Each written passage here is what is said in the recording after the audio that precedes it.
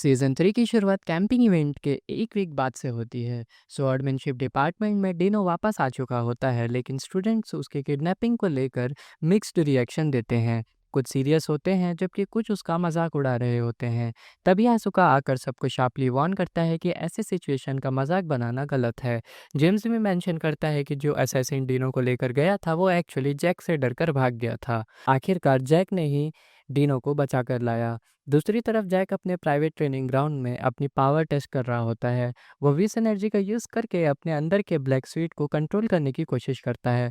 Camping incident के बाद से उसकी डार्क पावर और भी स्ट्रांग हो गई थी, क्योंकि उसने डीनो की डार्क एनर्जी ऑब्जर्व करी थी। जैक अब अपनी ग्रोथ और लिमिट्स को समझना चाहता था।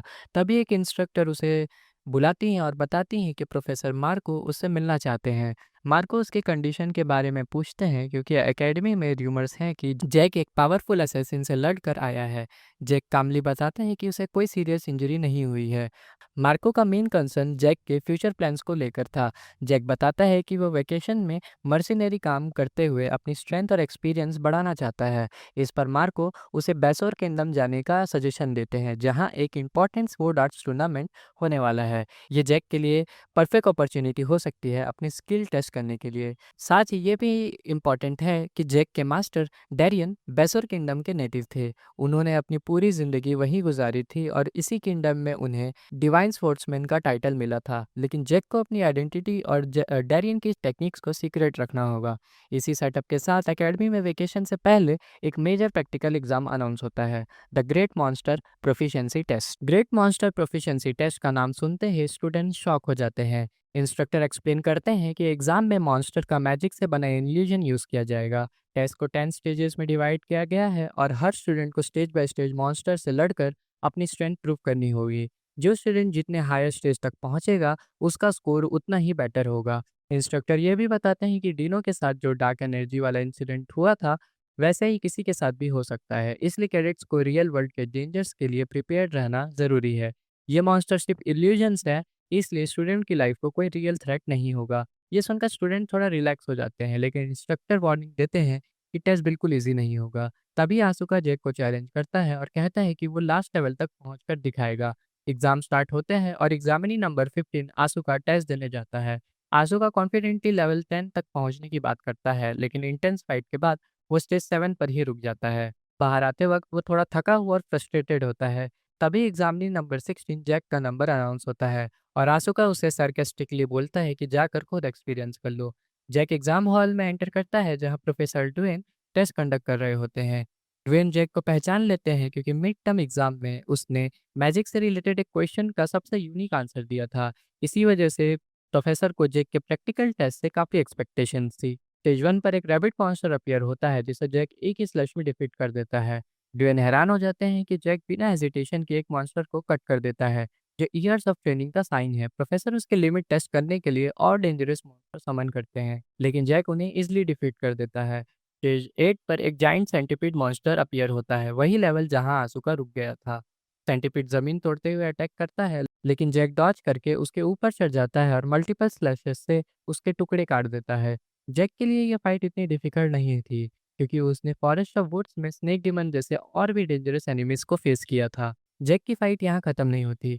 स्टेज 8 के बाद भी वो टेस्ट कंटिन्यू करता है और आखिरकार स्टेज 10 तक के मॉन्स्टर को डिफीट कर देता है। इस अचीवमेंट के साथ ही जैक उन कुछ ही स्टूडेंट्स में शामिल हो जाता है जिसने ग्रेट मॉन्स्टर प्रोफिशिएंसी टेस्ट के हिस्ट्री में स्टेज 10 क्लियर किया था। प्रोफेसर ड्वेन बताते हैं कि जब से ये टेस्ट इस्टेब्लिश हुआ है, जो भी स्टूडेंट स्टेज 10 कंप्लीट करता है उसे एकेडमी की तरफ से एक स्पेशल मैजिक आर्टिफैक्ट रिवॉर्ड में दिया जाता है, जो उस स्टूडेंट की चॉइस होती है। और उस आर्टिफैक्ट को पर्सनली प्रोफेसर ड्वेन ही क्रिएट करते हैं। प्रोफेसर जैक को थोड़ा टाइम देते हैं ताकि वो डिसाइड कर सके कि उसे किस टाइप का आर्टिफैक्ट चाहिए, लेकिन जैक के दिमाग में पहले से ही एक प्लान होता है। वो प्रोफेसर को बताता है कि उसे एक ऐसा मैजिक आर्टिफैक्ट चाहिए जो किसी इंसान का हेयर और अपीयरेंस टेम्परेली चेंज कर सके, क्योंकि फ्यूचर में उसे अपनी आइडेंटिटी हाइड करके ट्रैवल करना पड़ सकता है। प्रोफेसर ड्वेन उसकी रिक्वेस्ट एक्सेप्ट कर लेते हैं और कहते हैं कि आर्टिफैक्ट कंप्लीट होने पर वो जैक को इन्फॉर्म कर देंगे। तभी अचानक ट्रेनिंग बिल्डिंग में एक पावरफुल ट्रिमर फील होता है। ये वाइब्रेशन बगल के हॉल से आ रहा होता है जहाँ जेनी का प्रैक्टिकल एग्जाम चल रहा होता है। प्रोफेसर ड्वेन ने उसे स्ट्रिक्टली मना किया था कि टेस्टिंग ग्राउंड को डैमेज ना करे, लेकिन लगता है उसकी मैजिक पावर इतनी स्ट्रांग थी कि हॉल ही हिल गया। जेनी जब बाहर आती है और उस जैक को प्रोफेसर के साथ देखती है तो वो थोड़ी सरप्राइज हो जाती है। फिर वो प्रोफेसर को अपने रिवॉर्ड आर्टिफैक्ट के बारे में बताकर चली जाती है। बाहर आसूका डिप्रेस बैठा होता है क्योंकि जैक ने सभी स्टेजेस क्लियर कर लिए। जैक उसे बताता है कि स्ट्रेंथ के हिसाब से आसूका और भी ज़्यादा स्ट्रांग है, लेकिन इस टेस्ट का मेन ऑब्जेक्टिव मॉन्स्टर का सामना करते वक्त अपने फियर को कंट्रोल करना था। इसी दौरान चार्लोट आकर जैक को कॉन्ग्रेचुलेट करती है और उसके वैकेशन प्लान्स के बारे में पूछती है। वो हिंट देती है कि फ्यूचर में शायद वो जैक को चैलेंज करे। बाद में डॉम में जेनी जैक को एक मैजिक ब्रेसलेट देती है जो एक कम्युनिकेशन डिवाइस है, ताकि ज़रूरत पड़ने पर जैक उसे कॉन्टैक्ट कर सके। जैक अपनी जर्नी से पहले ब्लैक हॉक के टैलेंट से कांटेक्ट करता है। वो उसे रिक्वेस्ट करता है कि बेसोर किंगडम वहाँ होने वाले स्वॉर्डमैनशिप टूर्नामेंट और इन्फ्लुएंशियल नोबल्स रॉयल्टीज के बारे में उसे कंप्लीट इन्फॉर्मेशन अरेंज करके दे। जैक चाहता है कि ये सारी इन्फॉर्मेशन बेसोर के मर्सेनरी गिल्ड में उसके लिए रेडी रखी जाए। टैलन उसकी रिक्वेस्ट एक्सेप्ट करता है और उसको उस टूर्नामेंट के लिए शुभकामनाएं देता है। कुछ समय बाद जैक बेसोर किंगडम पहुंचता है, जो एक रेगिस्तान और तेज धूप वाला शहर था।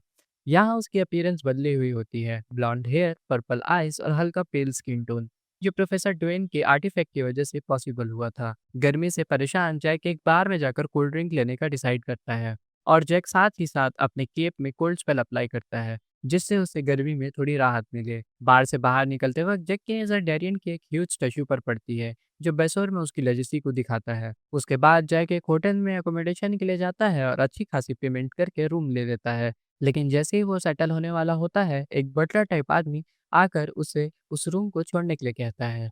होटल में एंट्री के बाद सिचुएशन और कॉम्प्लिकेट हो जाती है। एक बटलर रॉबर्ट जैक को आकर बोलता है कि उसे रूम छोड़ना होगा, क्योंकि ये रूम उसके मास्टर के लिए चाहिए। बटलर पोलाइटली कंपनसेट करने की बात करता है, लेकिन जैक तुरंत समझ जाता है कि ये होटल स्टाफ ने उसकी इन्फॉर्मेशन बेच दी है, जो बिना ब्राइब के पॉसिबल नहीं होता। जैक सीधा मना कर देता है और कहता है कि वो अपना रूम नहीं छोड़ेगा, उल्टा बटलर को ही दूसरा रूम अरेंज करने को बोलता है। लेकिन जब रॉबर्ट जबरदस्ती जैक के शोल्डर पर हाथ रखकर उसे रोकने की कोशिश करता है, तब सिचुएशन सीरियस हो जाती है।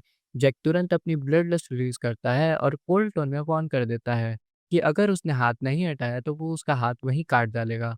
तभी ऊपर से एक यंग नोबल नीचे आता है और रॉबर्ट को रोक देता है। यह होता है लॉर्ड मिखाइल, जो अपोलोजाइज़ करता है और बताता है कि उसकी तबीयत ठीक नहीं थी, इसलिए बटलर थोड़ा रूड बिहेव कर रहा है। जैक फिर भी इंसिस्ट करता है कि वो रूम नहीं छोड़ेगा, लेकिन मिखाइल एक अनएक्सपेक्टेड प्रपोज़ल देता है।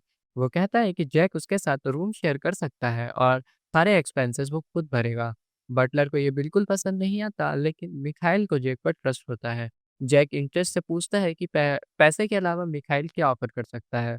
मिखाइल कैजुअली कहता है कि वो टूर्नामेंट में उसके लिए चीयर करेगा। इसी बीच जैक उस स्टाफ मेंबर को एक जोर सा पंच मारता है जिसने उसकी इन्फॉर्मेशन सेल की थी, और वार्निंग देता है कि फ्यूचर में कभी ऐसा ना करें।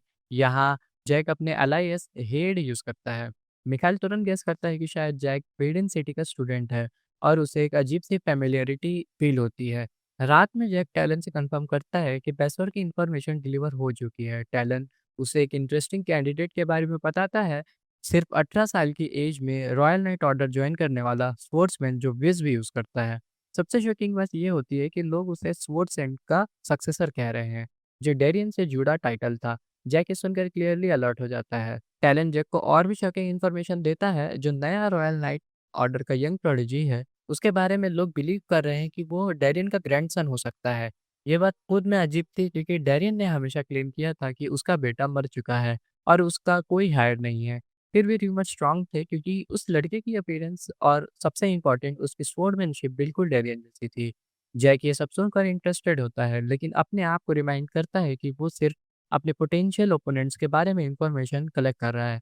फिर भी एक बात उसे डिस्टर्ब करती है, डेरियन का पास्ट। ऑफिशियल स्टोरी के अकॉर्डिंग डेरियन एक मॉन्स्टर से लड़ते वक्त डिसअपियर हो गया था, लेकिन अनऑफिशियल रूमर्स कुछ और ही कहते हैं। टेम्पल ने डेरियन को एलिमिनेट करने की कोशिश करी थी। बेसवर में डेरियन को ऑलमोस्ट एक देवता जैसा माना जाता था और टेम्पल अपना इन्फ्लुएंस बढ़ाना चाहता था, इसलिए उन्होंने उसे हटाने की प्लानिंग करी थी। जैक सोचता है कि अगर टेम्पल ने अटैक किया था तो डेरियन को पहले से पता चल गया होगा, लेकिन फिर भी वो कैसे फॉरेस्ट ऑफ वुड्स तक पहुंचा। जैक को डाउट होता है कि शायद डेरियन के अपने लोगों में से किसी ने ही बिट्रे किया होगा। ये थॉट जैक के अंदर एक नया इमोशन जगाता है कि डैरियन चाहता था कि जैक उसके लिए बदला ले। जैक के लिए डैरियन सिर्फ मास्टर नहीं बल्कि उसकी एग्जिस्टेंस का रीजन था। इसलिए डैरियन का रिवेंज इनडायरेक्टली जैक का भी रिवेंज बन जाता है। कुछ दिन बाद बेसो रॉयल मार्शल आर्ट्स टूर्नामेंट शुरू होता है। एक मैसिव स्टेडियम में हजारों लोग जमा होते हैं। जैक अपने अलायंस हेड के नाम से पार्टिसिपेट करता है। वेटिंग एरिया में कुछ लोग उसे बुली करने की कोशिश करते हैं, लेकिन जैक उन्हें इजीली हैंडल कर लेता है। उसका पहला मैच होता है एक अनडिफ्यूटेड स्पोर्ट्समैन जैकल के साथ, जो ट्विन स्वॉर्ड्स यूज करता है। जैकल अग्रेसिव अटैक करता है, लेकिन जैक कामली उसके मूवमेंट रीड कर लेता है। एक प्रिसाइज स्ट्राइक में जैक उसका हाथ काट देता है और मैच इंस्टेंटली फिनिश हो जाता है। इस ओवरवेलमिंग विक्ट्री के साथ जैक कॉन्फिडेंटली नेक्स्ट राउंड में एंटर करता है। मैच के बाद जब जैक अपने रूम में वापस आता है तो वो देखता है कि मिखाइल उसका वेट कर रहा होता है।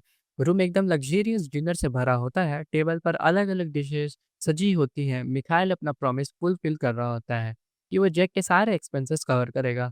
जैक उसे वार्न करता है कि वो किसी पर एहसान लेने वालों में से नहीं है, लेकिन मिखाइल कामली एक्सप्लेन करता है कि ये फेवर नहीं बल्कि ये गुडविल या इन्वेस्टमेंट समझ लो। फ्यूचर में शायद जैक उसके काम आ सके।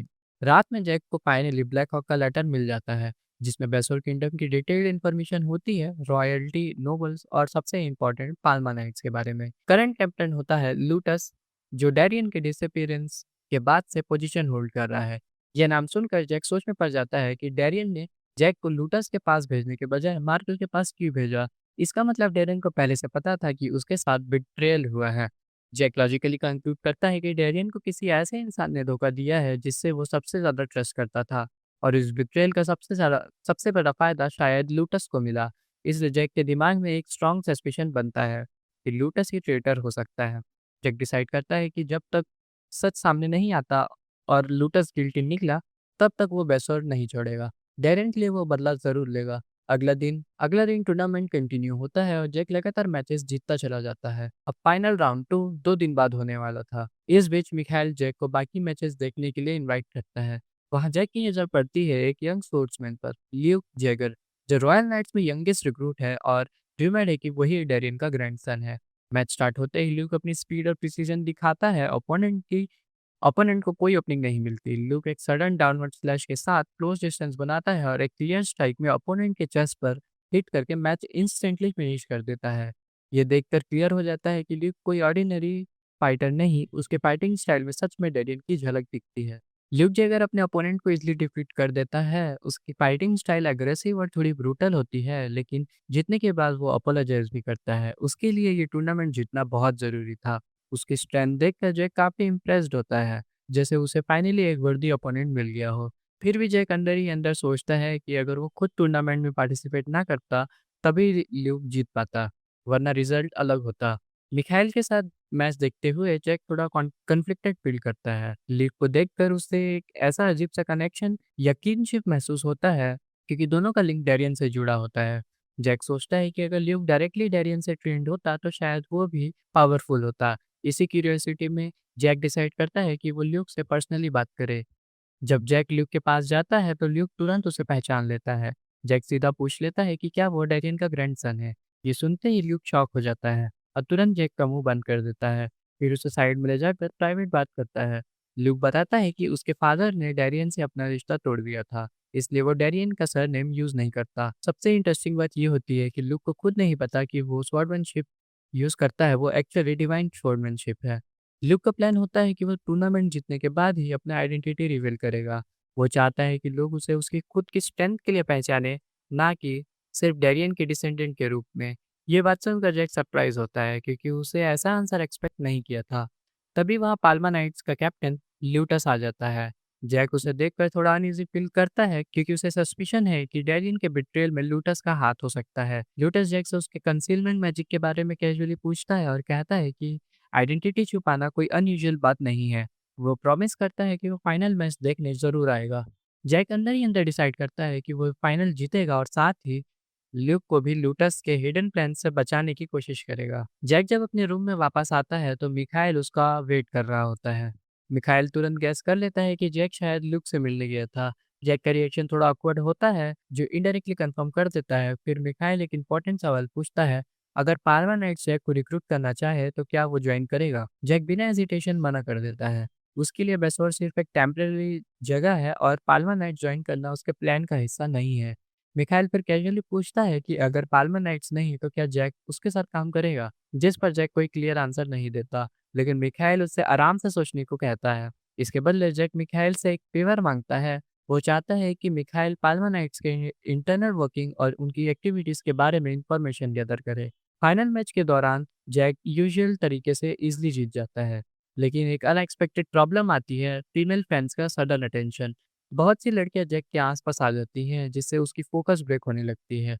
ल्यूक मजाक में कहता है कि जैक को थोड़ा फैन सर्विस देना चाहिए, लेकिन जैक को डाउट होता है कि यह सब किसी ने इंटेंशनली प्लान किया था ताकि उसकी परफॉर्मेंस डिस्टर्ब हो। बाद में मिखाइल जैक को उसकी मांगी हुई इन्फॉर्मेशन देता है। पता चलता है कि पाल्मा नाइट्स ऑफिशियली पॉलिटिक्स में इन्वॉल्व नहीं होते, लेकिन captain lotus secretly first Prince को सपोर्ट करता है। ये प्रिंस एक फॉरेन क्वीन का बेटा है और ल्यूमिन टेम्पल का स्ट्रॉन्ग सपोर्टर भी। साथ ही एक और इम्पोर्टेंट बात सामने आती है, बेसोर के डेजर्ट में पावरफुल स्कॉर्पियंस होते हैं। उनका मेन सोर्स एक क्वीन स्कॉर्पियन पहले ही डिवाइन स्पोर्ट्समैन डेरियन द्वारा मारा जा चुका है, लेकिन उसके कुछ ऑफ स्प्रिंग्स अब भी जिंदा हैं। टूर्नामेंट के बाद पाल्मा नाइट्स इन्हें एलिमिनेट करने के लिए एक्सपेडिशन प्लान कर रहे हैं। ये सब सुनकर जैक एक डेंजरस कंक्लूजन पर पहुंचता है। शायद ल्यूटस इसी मिशन का यूज करके ल्यूक को एलिमिनेट करने का प्लान बना रहा है ताकि उसकी डेथ एक हीरोइक एक्सीडेंट लगे। जैक डिसाइड करता है कि जब तक वो बेसोर में है वो ल्यूक को कुछ नहीं होने देगा। लेकिन एक प्रॉब्लम है, लूटस लूटस एक पावरफुल स्पोर्ट्समैन है और जैक को भी डाउट है कि वो उससे सीधा हरा पाएगा या नहीं। इसलिए जरूरत पड़ने पर जैक को लूक को पूरी सच्चाई बताकर उसका ट्रस्ट जीतना पड़ेगा। फाइनल्स का मैच फाइनली स्टार्ट होता है। जैक को अपोनेंट होता है हटन, एक एक्सपीरियंस फर्स्ट क्लास मशीनरी। ये मैच और भी इम्पोर्टेंट हो जाता है क्योंकि ऑडियंस में फर्स्ट प्रिंस और कैप्टन लूटस भी प्रेजेंट होते हैं, जो फाइटर्स को पर्सनली ऑब्जर्व कर रहे होते हैं। मैच शुरू होते ही जैक अग्रेसिव अप्रोच लेता है और सीधा हुटन पर चार्ज कर देता है, लेकिन हुटन अपनी स्पोर्ट्स की इंटेंस शाइन से जैक की आंखों को मोमेंटरली डिस्टर्ब कर देता है और इस डिस्ट्रैक्शन का फायदा उठाकर वो जैक के लेफ्ट साइड पर सडन क्लोज इन अटैक करता है, लेकिन सरप्राइज उल्टा पड़ जाता है। जैक अपनी साइड में स्वॉर्ड प्ले से तुरंत काउंटर करके हुटन को पीछे धकेल देता है। फाइट और इंटेंस हो जाती है। जैक दोबारा चार्ज करता है, लेकिन इस बार हुटन ग्राउंड से एक बड़ा पत्थर उठाकर उसकी तरफ फेंक देता है। जैक उसे मिड एयर में ही डिस्ट्रॉय कर देता है, लेकिन इसी मोमेंट का यूज करके हुटन एक और सरप्राइज अटैक लॉन्च कर देता है। उसकी फाइटिंग स्टाइल अनयूजुअल थी। वो अपने अटैक्स को डीले और अनप्रेडिक्टेबल टाइमिंग के साथ यूज करता है, जिससे ओपनिंग्स क्रिएट हो सके। एक क्रूशियल मोमेंट पर हुटन अपनी स्वॉर्ड का हिडन मैकेनिज्म एक्टिवेट करता है, जिससे उसकी स्वॉर्ड की ब्लेड की रेंज बड़ी हो जाती है। वो सोचता है कि सरप्राइज से वो जैक को हिट कर लेगा, लेकिन जैक ऑलरेडी रेडी होता है। वो भी इसका यूज करके एक प्रिसाइज स्ट्राइक में हुटन के स्वॉर्ड की 2 टुकड़े कर देता है। अगला अटैक सीधा उसके नेक पर रोक दिया जाता है, जो क्लियर विक्ट्री सिग्नल होता है। वेपन डिस्ट्रॉय होने के बाद मैच खत्म हो जाता है और जैक डिसिसिवली जीतकर फाइनल्स में एंटर कर जाता है। ऊपर स्टैंड में फर्स्ट प्रिंस और लूटस जैक को क्लोजली ऑब्जर्व कर रहे हैं और उसकी पोटेंशियल को देखकर उसे रिक्रूट करने की बात करते हैं। दूसरी तरफ व्यूइंग एरिया में मिखाइल के पास एक और ब्लैकस्मिथ आता है, जो बेसोर का फेमस क्राफ्ट्समैन होता है और पाल्मा नाइट्स के स्वॉर्ड्स बनाता है। वो स्पेशली जैक की वजह से आया होता है। उसकी क्यूरियोसिटी सिर्फ एक चीज पर होती है, जैक के स्वॉर्ड का ओरिजिन क्या है। फाइनली टूर्नामेंट के 2 फाइनलिस्ट कंफर्म हो जाते हैं, जैक और ल्यूक। मैच से पहले उन्हें बेसोर का सेकंड प्रिंस बुलाता है, सपोजिटली उन्हें इनकरेज करने के लिए, लेकिन ल्यूक को तुरंत शक हो जाता है कि ये सिर्फ इनकरेजमेंट नहीं, शायद प्रिंस की उसकी ट्रू आइडेंटिटी यानी डैरियन के डिसेंडेंट होने का पता चल गया है। अगर सेकंड प्रिंस ल्यूक को रिक्रूट कर लेता है तो वो पाल्मा नाइट्स का सपोर्ट लेकर सक्सेशन वॉर में स्ट्रॉन्ग क्लेम कर सकता है। इसी डर से ल्यूक वहां से निकलने की कोशिश करता है, लेकिन तभी सेकंड प्रिंस खुद उसके सामने आ जाता है। कन्वर्सेशन के दौरान जैक डायरेक्टली प्रिंस से डैरियन के बारे में पूछता है। प्रिंस बताता है कि उसने बचपन में डैरियन को देखा था। वो सिर्फ स्ट्रांग ही नहीं बल्कि बेसोर की स्पिरिट का सिंबल लगता था। वो लॉयल और डिपेंडेबल इंसान था। इसके बाद प्रिंस जैक को भी रिक्रूट करने की कोशिश करता है, लेकिन जैक पोल्डली मना कर देता है। फिर प्रिंस ल्यूक से कहता है कि फाइनल के बाद वो उसे ज़रूर मिले, क्योंकि वो उसकी सेफ्टी को लेकर कंसर्न्ड है। बाद में जैक ल्यूक को एडवाइस देता है कि वो प्रिंस का इनविटेशन एक्सेप्ट करे, क्योंकि करंट सिचुएशन में शायद वही एक इंसान है जो जेन्युइनली उसकी प्रोटेक्शन की कामना कर रहा है। इसी बीच ल्यूक सडनली जैक से एक स्ट्रांग और फेमिलियर एनर्जी फील करता है, जिससे उसका सस्पिशन और बढ़ जाता है कि जैक कुछ जानता है, शायद उसके ऊपर मंडरा रहे खतरे के बारे में। रूम में वापस आकर मिखाइल जैक से एक नाम पूछता है, लेटन, तो बेसोर का ग्रेटेस्ट ब्लैकस्मिथ माना जाता है। मिखाइल बताता है कि लेटन ने अपनी लाइफ में सिर्फ 3 मास्टरपीस बनाए थे, जो रॉयल फैमिली के लिए थे, लेकिन उनमें से एक किसी नॉन रॉयल को दिया गया था और वो स्वॉर्ड डेरियन के पास थी। मिखाइल को स्ट्रॉन्ग डाउट होता है कि जैक की स्वॉर्ड वही लेजेंडरी मास्टरपीस है। ये सुनते ही जैक का रिएक्शन इंटेंस हो जाता है। वो तुरंत मिखाइल को बेड पर पिन कर देता है और स्वॉर्ड उसके अगेंस्ट कर रख देता है, जैसे वो अपनी आइडेंटिटी और डेरियन से जुड़ा राज किसी भी हाल में प्रोटेक्ट करना चाहता हो। मिखाइल जब जैक की स्वॉर्ड देखकर उसका राज समझने लगता है, तब जैक उसे बेड पर पिन कर देता है। सिचुएशन काफी टेंस हो जाती है, लेकिन मिखाइल कामली जैक को समझाता है कि उसे डरने की जरूरत नहीं है। वो प्रॉमिस करता है कि ये सीक्रेट सिर्फ उन दोनों के बीच रहेगा। तब मिखाइल डायरेक्टली पूछता है कि जैक का डेरियन से क्या रिलेशन है। जैक फाइनली एक्सेप्ट करता है कि वो डेरियन का अप्रेंटिस था। ये सुनते ही मिखाइल समझ जाता है कि जैक का बेसोर आने का असली मोटिव सिर्फ टूर्नामेंट नहीं बल्कि कुछ और है। जैक उसे वार्न करता है कि अब से वो उसे एक स्ट्रेंजर की तरह ट्रीट करे, क्योंकि आगे वो ऐसा काम कर सकता है जो मिखाइल को भी ट्रबल में डाल दे। दूसरी तरफ एक मिस्टीरियस सीन दिखाया जाता है। बेसोर के डेजर्ट में एक हुडेड फिगर खड़ा होता है जो एक स्कॉर्पियन ऑफस्प्रिंग समन करता है। उसके पास एक मैजिक क्रिस्टल होता है जो उसके हेड में एम्बेडेड क्रिस्टल से कनेक्टेड होता है। ये क्लियरली इंडिकेट करता है कि वो इंसान स्कॉर्पियन को कंट्रोल कर सकता है और कुछ बड़ा प्लान चल रहा है। अगला दिन आता है फाइनल मैच के दिन। स्टेडियम में हजारों लोग जमा होते हैं। सबका फोकस सिर्फ एक चीज पर होता है, Jack versus Luke. Match start होते ही जैक ल्यूक को ऑब्जर्व करता है और तुरंत नोटिस करता है कि उसके अंदर डेरियन जैसा स्टैंस ऑरा और प्रेजेंस है। ये देखकर जैक को एक नॉस्टैल्जिक फीलिंग आती है। दोनों फाइटर्स विस एनर्जी यूज करके एक दूसरे पर चार्ज करते हैं और मैच इंटेंस स्टार्ट होने वाला होता है, लेकिन उसी मोमेंट एक अनएक्सपेक्टेड ट्विस्ट आ जाता है। आसमान से एक डेड बॉडी उनके बीच गिरती है, जिसे एक फ्लाइंग डिमोनिक बीस्ट ऊपर से लेकर आया होता है। ये सडन इंटरप्शन क्लियर सिग्नल देता है कि फाइनल मैच एक नॉर्मल डुएल नहीं होने वाला, कोई बड़ा खतरा ऑलरेडी एक्टिवेट हो चुका है। फाइनल मैच के बीच अचानक एक डेमोनिक मॉन्स्टर के अपीयर होने से पूरे स्टेडियम में अफरा तफरी मच जाती है। ल्यूक का फोकस एक मोमेंट के लिए टूट जाता है, लेकिन जैक बिल्कुल डिले नहीं करता। वो तुरंत ल्यूक की स्वॉर्ड का सपोर्ट लेकर वीस पावर्ड स्ट्राइक से मॉन्स्टर पर अटैक करता है और एक ही ब्लो में उसे टुकड़ों में काट देता है। इसके बाद कैप्टन लूटस उस मुर्दे को इंस्पेक्ट करता है और तुरंत सिचुएशन को सीरियस डिक्लेयर कर देता है। ल्यूक उस मॉन्स्टर को देखकर थोड़ा डिस्टर्ब लगता है और जैक से मॉन्स्टर के बारे में पूछता है। जैक अपने एक्सपीरियंस के बेस पर उसे थोड़ी इन्फॉर्मेशन देता है, लेकिन उसका टोन काम रहता है, जैसे ये सब उसके लिए नॉर्मल हो। तभी अनाउंसमेंट होती है और दोनों फाइनलिस्ट को वेटिंग एरिया में बुलाया जाता है, जहां लूटस ऑलरेडी उनका वेट कर रहा होता है। वो एक्सप्लेन करता है कि ये मॉन्स्टर किसी नियर बाय एरिया में डिस्टरबेंस के कारण यहाँ तक पहुंचा है और अब पाल्मा नाइट्स ने मॉन्स्टर सब्जुकेशन एक्सपेंडिशन लॉन्च करने का डिसीजन लिया है। ल्यूक बीइंग अ नाइट इस मिशन में पार्टिसिपेट करने के लिए ऑब्लिगेटेड होता है। जैक को इनिशियली स्टैंड बाय रहने को बोला जाता है, लेकिन जैक एक स्मार्ट प्रपोजल देता है, जो ज्यादा मॉन्स्टर मारेगा वही विनर डिक्लेयर करा जाएगा। ये आइडिया टूर्नामेंट के रियल कॉम्बैट टेस्ट में कन्वर्ट हो जाता है। लूटस इस सजेशन को एक्सेप्ट कर लेता है और जैक को भी एक्सपेंडिशन में ज्वाइन करने की परमिशन दे देता है। जैक क्वाइटली ल्यूक को वार्न करता है कि पाल्मा नाइट्स में किसी पर भी ब्लाइंडली ट्रस्ट ना करे, इवन लूटस पर भी नहीं। ये वार्निंग क्लियरली जैक के सस्पिशन को रिफ्लेक्ट करती है। इसी बीच मिखाइल वहां आता है और बताता है कि वो आज रात ही बेसोर छोड़ने वाला है, इसलिए शायद ये उनकी लास्ट मीटिंग हो। जाते जाते वो एक इम्पॉर्टेंट इन्फॉर्मेशन देता है। 2 दिन पहले बेसोर के डेजर्ट में एक प्रीस्ट को देखा गया था, बिल्कुल उसी जगह जहाँ से ये मॉन्स्टर अपीयर हुआ है। ये हिंट सिचुएशन को और सस्पिशियस बना देता है, जैसे सब कुछ एक किसी बड़े प्लान का हिस्सा हो। पाल्मनाइट्स और जैक डेजर्ट एक्सपेंडिशन के लिए निकल पड़ते हैं, लेकिन रास्ते में एक मिस्टीरियस ट्विस्ट आता है। एक हुडेड इंसान ल्यूक को सीक्रेटली एक लेटर दे जाता है। इससे सिचुएशन और सस्पिशियस हो जाती है, लेकिन अभी फोकस मिशन पर होता है। डेजर्ट के एज पर नाइट्स अपनी स्ट्रेटेजी प्लान करते हैं। जैसे ही वो अफेक्टेड एरिया में पहुंचते हैं, सब शॉक हो जाते हैं। वहां एक्सपेक्टेड से कहीं ज्यादा मॉन्स्टर प्रेजेंट होते हैं और सबसे डेंजरस बात, उनके बीच एक क्रिम्सन स्कॉर्पियन भी होता है। ये वही लेजेंडरी क्रीचर है जिसे कभी डिवाइन स्पोर्ट्समैन डेरियन ने अकेले डिफीट किया था। नाइट्स का एटमॉस्फेयर सीरियस हो जाता है, लेकिन कैप्टन लूटस कॉन्फिडेंटली बोलता है कि इस बार वो सब मिलकर इसे खत्म कर देंगे। लूटस स्ट्रेटेजी एक्सप्लेन करता है, पहले वो सब स्टेशन नाइट से सिचुएशन का प्रॉपर ब्रीफ लेंगे, फिर यूनिट्स में डिवाइड होकर साउथ रीजन में स्काउटिंग करेंगे। मेन यूनिट लूटस के कमांड में सीधा ओल्डर रीजन की तरफ जाएगी जहाँ क्रिम्सन स्कॉर्पियन होने का अंदाजा लगाया गया है। बाकी यूनिट सपोर्ट के लिए रेडी रहेंगे। जब टीम्स डिवाइड होती हैं, लुक को मेन यूनिट में रखा जाता है, लेकिन जैक को अलग यूनिट में असाइन किया जाता है। जैक तुरंत ऑब्जेक्ट करता है और इंसिस्ट करता है कि वो मेन ग्रुप में ही रहे। इस पर जैक और लोटस के बीच एक टेंस कन्फ्रंटेशन होता है, जिससे पूरा नाइट ऑर्डर साइलेंट हो जाता है। लेकिन अचानक लोटस हंसने लगता है और फाइनल डिसीजन ल्यूक पर छोड़ देता है। ल्यूक फेयरनेस के लिए जैक को भी मेन यूनिट में इंक्लूड कर लेता है। डेजर्ट क्रॉस करते हुए वो लोग एक छोटे से टाउन पर पहुंचते हैं, जो ऑल्डर होने चाहिए था, लेकिन वह सिर्फ खंडहर में बदल चुका होता है।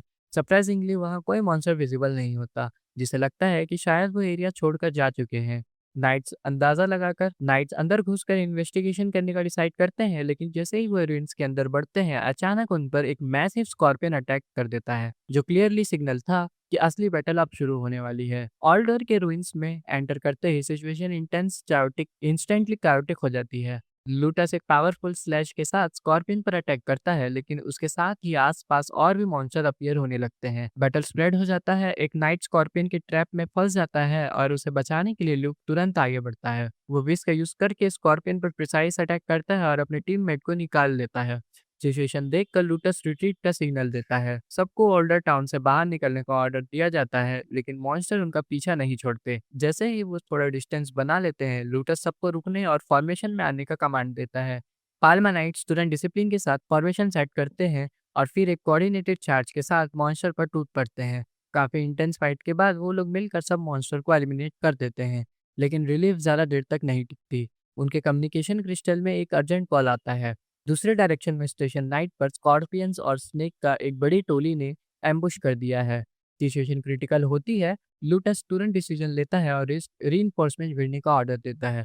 वो जैक, ल्यूक और बाकी नाइट्स को उस एम्बुश लोकेशन पर जाने को कहता है, जबकि खुद सिर्फ 5 नाइट्स के साथ वहीं रुकने का फैसला लेता है। ये डिसीजन जैक को इंस्टेंटली सस्पिशियस लगता है। उसे लगता है कि ये सब एक प्लान मूव हो सकता है, जैसे फिर से जैक और ल्यूक को अलग करके उन्हें किसी ट्रैप में फंसा दिया जाए। लुक को अंदर ही अंदर डाउट होता है कि लूटस ने उसे जानबूझकर अलग भेजा है, लेकिन लूटस कामली उसे एश्योर करता है कि यह डिसीजन उसके कैपेबिलिटीज पर पूरे ट्रस्ट की वजह से लिया गया है। वो कहता है कि जैसे ही डेजर्ट साइड का सर्टिफिकेशन कंप्लीट होगा, सब वापस ग्रुप करेंगे। फिर भी जैक का डाउट कम नहीं होता। उसे लगता है कि लूटस के लिए परफेक्ट चांस था लुक को एलिमिनेट करने का। फिर उसने ऐसा क्यों किया? आगे बढ़ते हुए लुक जैक से एक सीरियस सवाल पूछता है, क्या वो भी स्कॉर्पियन को मारकर डेरियन का बदला लेना चाहता है? ल्यूक खुद रिवेंज नहीं चाहता, लेकिन जैक का इंटेंशन समझना चाहता है। तब जैक उसे याद दिलाता है कि वो लेटर उसे मिला था, उसे पढ़ ले। ल्यूक समझ जाता है कि वो लेटर सेकंड प्रिंस ने भेजा था, जिसमें डेजर्ट और अपकमिंग डेंजर के लिए हिंट्स दिए गए थे। जैसे ही वो लोग आगे बढ़ते हैं, अचानक जैक का ब्लैक सीड रिएक्ट करने लगता है, जैसे कोई बड़ा खतरा पास हो, और अगले ही मोमेंट डेजर्ट की जमीन हिलने लगती है। हर तरफ से स्कॉर्पियन और स्नेक्स के मॉन्स्टर्स जमीन के अंदर से निकलने लगते हैं। सिचुएशन एकदम से फुल स्केल बैटल में बदल जाती है। जैक और लोग बिना टाइम वेस्ट के विश का यूज करके मॉन्स्टर को एक के बाद एक एलिमिनेट करना शुरू कर देते हैं।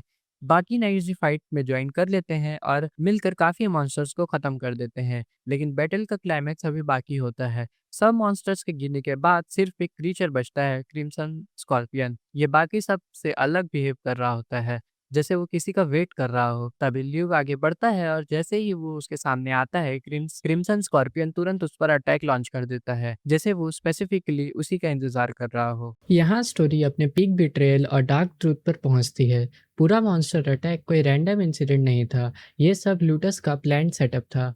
मॉन्स्टर स्पेशली लूक को टारगेट कर रहे थे। ऑर्डर क्लियर था, लूक को जिंदा कैप्चर करो और बाकी सबको मार डालो। इसलिए लूटस ने टेम्पल के प्रीस्ट के साथ मिलकर पूरा पाल्मा नाइट्स ऑर्डर तक सैक्रिफाइस कर दिया। दूसरी तरफ बैटलफील्ड में जैक अकेला खड़ा होता है। सामने रेड स्कॉर्पियन और एक हुडेड प्रीस्ट। प्रीस्ट की डिवाइन एनर्जी और जैक के अंदर का ब्लैक सीड रिएक्ट करने लगता है, जिससे प्रीस्ट को शक हो जाता है कि जैक भी डार्कनेस ब्रियरर है। जैक डायरेक्टली लुक के बारे में पूछता है और लूटस का प्लान एक्सपोज करता है कि उसने सिर्फ लुक को कैप्चर करने के लिए अपनी ही आर्मी को बलि चढ़ा दिया। प्रीस्ट रिवील करता है कि यह सब सिर्फ लूटस का नहीं बल्कि ल्यूमेन टेम्पल के ऑर्डर्स थे। डिवाइन स्पोर्ट्समैन डेरियन को एलिमिनेट करना और उसके ग्रैंडसन लुक को भी खत्म करना। ये सुनते ही जैक का गुस्सा फूट पड़ता है। उसे कंफर्म हो जाता है कि डेरियन के साथ जो भी हुआ था वो टेम्पल की साजिश थी। बिना हेजिटेशन के जैक प्रीस्ट पर अटैक करता है। ये सिर्फ फाइट नहीं, रिवेंज बन चुकी थी। दूसरी तरफ लूक को मॉन्स्टर्स खींचकर डेजर्ट के एक आइसोलेटेड जगह पर ले आते हैं, जहां उसका सामना होता है लूटस से। लूटस शांत टोन में एक शॉकिंग ट्रूथ बताता है। वो डेरियन को रिस्पेक्ट करता था, लेकिन उसने ही डेरियन को ट्रैप करके फॉरेस्ट ऑफ रूट्स में एग्जाइल कर दिया। लूक को सब समझ आ जाता है और वार्निंग नोट भी यही कहता है, कभी लूटस के साथ अकेले मत रहना। लूक अंदर से टूट जाता है। जिस इंसान से वो रिकॉग्निशन चाहता था वही उसका किलर बन चुका था, और अब डेरियन के बाद अगला टारगेट लूक था। दूसरी तरफ बैटलफील्ड में जैक अकेले ही प्रीस्ट और स्कॉर्पियन का सामना कर रहा होता है। डिवाइन एनर्जी और उसके अंदर का ब्लैक सीड वॉलेंटली रिएक्ट कर रहे होते हैं, जिस वजह से जैक अपनी फुल पावर यूज नहीं कर पाता। प्रीस्ट को अब उसकी वीकनेस समझ आ चुकी थी, और वो तुरंत एक डिवाइन बैरियर बनाकर जैक पर लगातार अटैक करना शुरू कर देता है। जैक लगातार डॉज करता रहता है, लेकिन इसी बीच उसे एक इम्पॉर्टेंट चीज नोटिस होती है। रेड स्कॉर्पियन सडनली स्टिल हो जाता है, जैसे उसका कंट्रोल वीक पड़ गया हो। इससे जैक को समझ आ जाता है कि प्रीस्ट का कंट्रोल उतना स्ट्रांग नहीं है, वो सिर्फ बेसिक कमांड दे रहा है। साथ ही जैक प्रीस्ट के अटैक पैटर्न को एनालाइज करता है। उसे क्लियर दिखने लगता है कि प्रीस्ट के पास रियल कॉम्बैट एक्सपीरियंस उतना नहीं है। यही जैक का ओपनिंग बन जाता है। अगले मूवमेंट जैक फुल फोकस के साथ विस यूज करके डायरेक्ट चार्ज करता है। प्रीस्ट भी डिवाइन अटैक लॉन्च करता है, लेकिन इस बार जैक रेडी होता है। दूसरी तरफ लूक और लूटस की फाइट चल रही होती है। लूटस क्लियरली ओवर पावर कर रहा होता है, लूक के साथ खेल रहा होता है। वो लूक को बताता है कि वो सच में डिवाइन स्पोर्ट्समैन का ग्रैंडसन और उसने डेरियन की स्पोर्ट्समैन इनहेरिट की है। इंजर्ड होने के बाद भी लूक हार नहीं मानता। वो दोबारा खड़ा होता है और इस बार लूटस को अटैक डिफ्लेक्ट करके उस पर काउंटर हिट करता है। ये देखकर लूटस को एक पल के लिए डेरियन की याद आ जाती है, लेकिन नेक्स्ट मोमेंट ही वो सीरियस हो जाता है और अब वो लूक को ख़त्म करना चाहता है। जैसे ही लोटस फाइनल ब्लो देने वाला होता है, तभी जैक एंटर करता है। वो एक पावरफुल अटैक के साथ लूटस को दूर फेंक देता है, और फिर जैक अपना डिस्गाइज तोड़ देता है। ब्रेसलेट टूट जाता है और वो अपने ओरिजिनल फॉर्म में सामने आ जाता है। जैक अब लूक की मदद करने के लिए बैटलफील्ड पर लौट आ चुका था, और वो प्रीस्ट और रेड स्कॉर्पियन दोनों को ऑलरेडी फेस करके आ रहा था। जब प्रीस्ट ने उस पर एक पावरफुल डिवाइन अटैक लॉन्च किया तो पूरा डेजर्ट एक बड़े ब्लास्ट से हिल गया। हर तरफ रेत का तूफान उड़ गया, लेकिन उस रेत के समुंदर से जैक दोबारा खड़ा होकर बाहर आता है। प्रीस्ट का एम था ब्लैक सीड को हार्ट के साथ जलाकर खत्म कर देना, लेकिन जैक ने अपनी सारी विश पावर स्वॉर्ड में कंसंट्रेट करके उस अटैक को काउंटर कर दिया, जिस वजह से वो बच पाया। लेकिन इसका साइड इफेक्ट ये हुआ कि उसका ब्लैक सीड और वायलेंटली रिएक्ट करने लगा। कंट्रोल खोना आसान था, लेकिन जैक ने एक सेकंड भी वेस्ट नहीं किया। सीधा रेड स्कॉर्पियन के हेड पर अटैक करके उसका कोर क्रिस्टल डिस्ट्रॉय कर दिया। अब स्कॉर्पियन का कंट्रोल टूट चुका था और प्रीस्ट उसका टारगेट बन गया। जैक एग्जॉशन से गिर पड़ता है, लेकिन प्रीस्ट स्कॉर्पियन को खत्म कर देता है, और तभी जैक अचानक उसके पीछे अपीयर होता है फुल रेंज में। वो बिना रुके प्रीस्ट पर ब्रूटल अटैक करता है। प्रीस्ट स्कॉर्पियन के नीचे दब जाता है। जैक उससे लुक की लोकेशन पूछता है। जब वो मना करता है तो जैक बिना हेजिटेशन उसके जुबान पर स्वॉर्ड घुसा देता है। टॉर्चर के सामने प्रीस्ट टूट जाता है और जैक को इन्फॉर्मेशन मिल जाती है। नेक्स्ट मोमेंट जैक लुक के सामने खड़ा होता है। इस बार कोई डिस्गाइज नहीं था। अब वो इतना पावरफुल हो चुका था कि उसकी एनर्जी ओवरफ्लो हो रही थी। अब वो लूटस के सामने खड़ा था, बराबर के ओपोनेंट बनकर। लूटस शॉक में है। उसे यकीन नहीं होता कि जैक जिंदा बचकर वापस आ गया। गुस्से में वो तुरंत अपना विश अटैक लॉन्च करता है, लेकिन जैक कामली अपनी स्वॉर्ड और विश से उसे काउंटर कर देता है। लूटस गुस्से में उसे मारने की धमकी देता है, और यहीं से स्टार्ट होती है फाइनल क्लैश, जैक वर्सेस लूटस। लूटस जैक की पावर देखकर पहली बार सच में शॉक हो जाता है। दूसरी तरफ जैक भी अब कॉन्फिडेंट था। ये कोई नॉर्मल फाइट नहीं, बल्कि डेरियन की लेजेसी का फैसला होने वाला है। फाइट के बीच जैक अचानक एक प्रिसाइज साइड स्टेप लेता है और लूटस पर एक जबरदस्त काउंटर स्लैश देता है। लूटस बैकफुट पर चला जाता है और तुरंत समझ जाता है ये मूवमेंट सिर्फ एक ही इंसान सिखा सकता है। वो गुस्से में पूछता है जैक से कि उसे स्वॉर्डमैनशिप किसने सिखाई, लेकिन जैक चुप रहता है। उसका स्टांस ही सब कुछ बताता है। लूटस को यकीन होता है जिसे वो खुद खत्म कर चुका था, उसी डेरियन ने किसी और को अपनी कला दे दी। अब लूटस कंट्रोल खो देता है। वो फुल फोर्स से अटैक करता है, एक हेड स्ट्राइक जो जैक डॉच कर लेता है, लेकिन उसके पीछे की चट्टान तक स्लैश से कट हो जाती है। फाइट और इंटेंस हो जाती है। दोनों की स्वॉर्ड क्लैश इतनी प्रिसाइज और डेडली होते हैं कि हर मूव जानलेवा लग रहा था। लूटस एक मूवमेंट पर जैक को ट्रिप करके गिरा देता है और ऊपर से फिनिशिंग ब्लो देता है, लेकिन जैक लास्ट सेकंड पर डॉच कर लेता है। जैक को समझ आ चुका था कि इस स्टेट में वो लूटस लूटस को गारंटी से नहीं हरा सकता। उसे ये फाइट अपनी विश खत्म होने से पहले फिनिश करनी होगी। लूटस भी अब क्लियर देख रहा था कि डैरियन ने जैक को सक्सेसर क्यों बनाया है, लेकिन उसका मिशन अब भी वही है, डैरियन की लेजेसी को दुनिया से मिटा देना। जैक फिर से खड़ा होता है, दोनों एक बार फिर चार्ज करते हैं। इस बार जैक लूटस के आर्मर पर क्लीन स्लैश देता है, लेकिन यहाँ एक ट्विस्ट आता है। जैक की स्वॉर्डमैनशिप चेंज होने लगती है।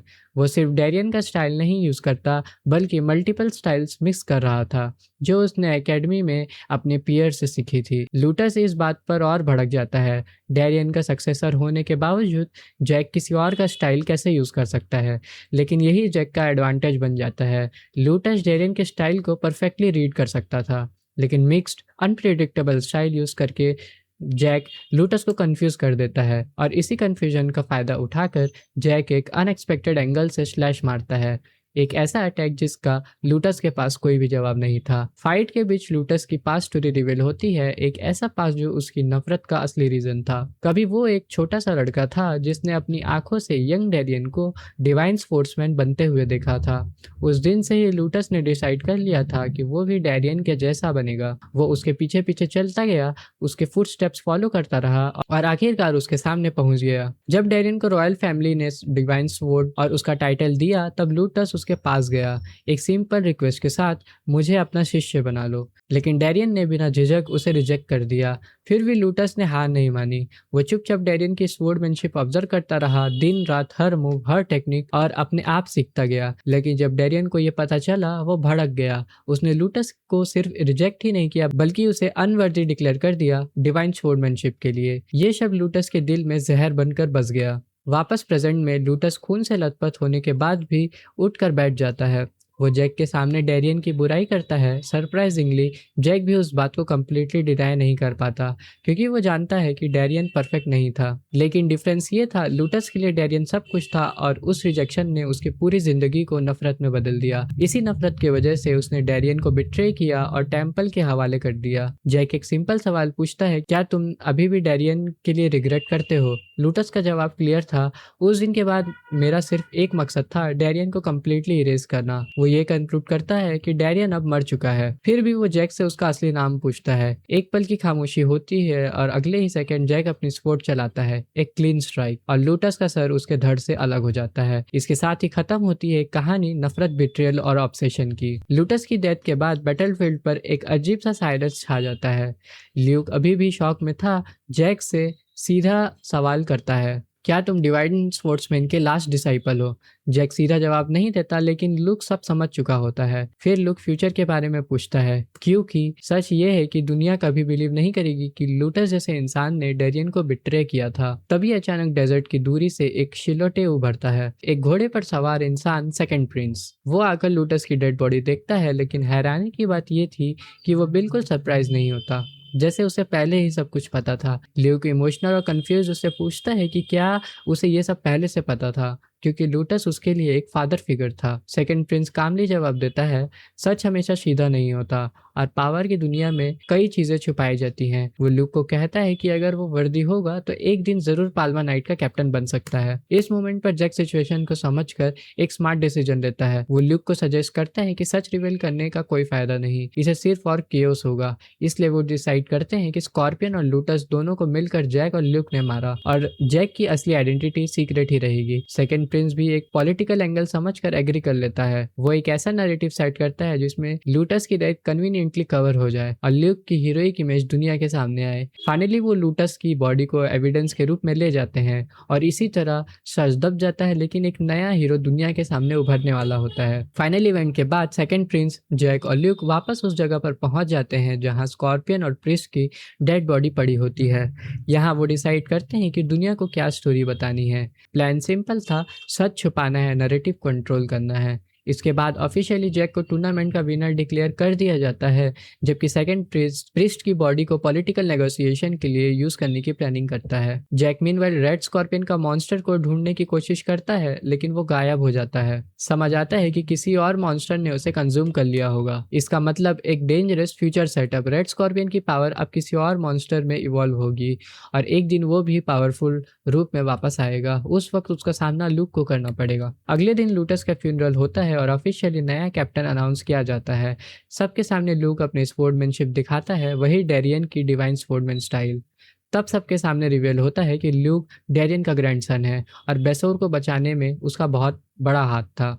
उसकी इमेज को एक हीरो के रूप में स्टेब्लिश किया जाता है। अब जैक के वापस जाने का टाइम आ जाता है। सेकंड प्रिंस उसे पर्सनली फेयरवेल देने आते हैं। वो क्वाइटली रिवील करता है कि उसे ऑलरेडी पता है कि जैक भी डिवाइन स्वॉर्डमैन का डिसाइपल है। लूक ये सुन के शॉक हो जाता है, लेकिन प्रिंस एश्योर करता है कि वो ये सीक्रेट किसी को नहीं बताएगा। उसने ये सब जैक की स्वॉर्डमैनशिप देखकर पहले ही समझ लिया था। जैक एकेडमी लौट कर प्रोफेसर मार्को से मिलता है और अपनी प्राइज मनी दिखाता है। मार्को उसकी अचीवमेंट देखकर शॉक हो जाता है। शॉर्ट वेकेशन खत्म होता है और ग्रेटा एकेडमी फिर से ओपन होती है। फाइनल सीन में जेनी रूम से बाहर आती है और जैक को देखकर गुस्सा हो जाती है कि उसने उसे कांटेक्ट नहीं किया। लेकिन जैसे ही वो उसका फेस प्रॉपर्ली देखती है, वो शॉक हो जाती है क्योंकि बेसोर की तेज गर्मी में जैक का लुक चेंज हो चुका था और अब वो पहले से भी ज्यादा डिफरेंट और स्ट्रांग लग रहा था।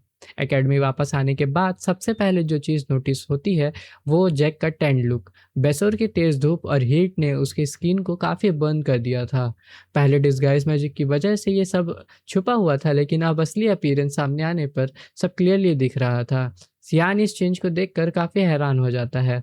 जैक कैजुअल तरीके से आसूका के बारे में पूछता है और पता चलता है कि आसूका अब ज़्यादातर अपना टाइम ट्रेनिंग हॉल में ही स्पेंड कर रहा है, जैसे वो और भी ज़्यादा स्ट्रांग होने पर फोकस कर रहा हो। जैक के टूर्नामेंट परफॉर्मेंस की वजह से अब वो क्लास का टॉपर बन चुका है और उसे अपना प्राइवेट रूम अलॉट हो जाता है, जो कन्वीनियंटली जेनी के रूम के बिल्कुल सामने होता है। जेनी उसे पूछती है कि क्या वो अपना अलग रूम मिलने से खुश है, लेकिन जैक का जवाब थोड़ा फनी होता है। वो कहता है कि अब उसे जेनी की क्लीनिंग मैजिक और कई चीज़ें कैजुअली यूज़ करने की आदत मिस होगी, जो उसके लिए थोड़ा इनकन्वीनियंट है। जेनी इस पर हल्का सा स्माइल करती है और कहती है कि वो उसके रूम की क्लीनिंग फिर भी कर देगी। फिर वो जैक को याद दिलाती है कि एक फेवर जो उसने सीज़न 2 में मांगा था और अब उसे पूरा करने का टाइम आ चुका है। जैसे ही वो डोर खोलता है, एक फ्लाइंग स्वॉर्ड उसके सर के बिल्कुल पास से निकलकर वॉल में जा टकराता है।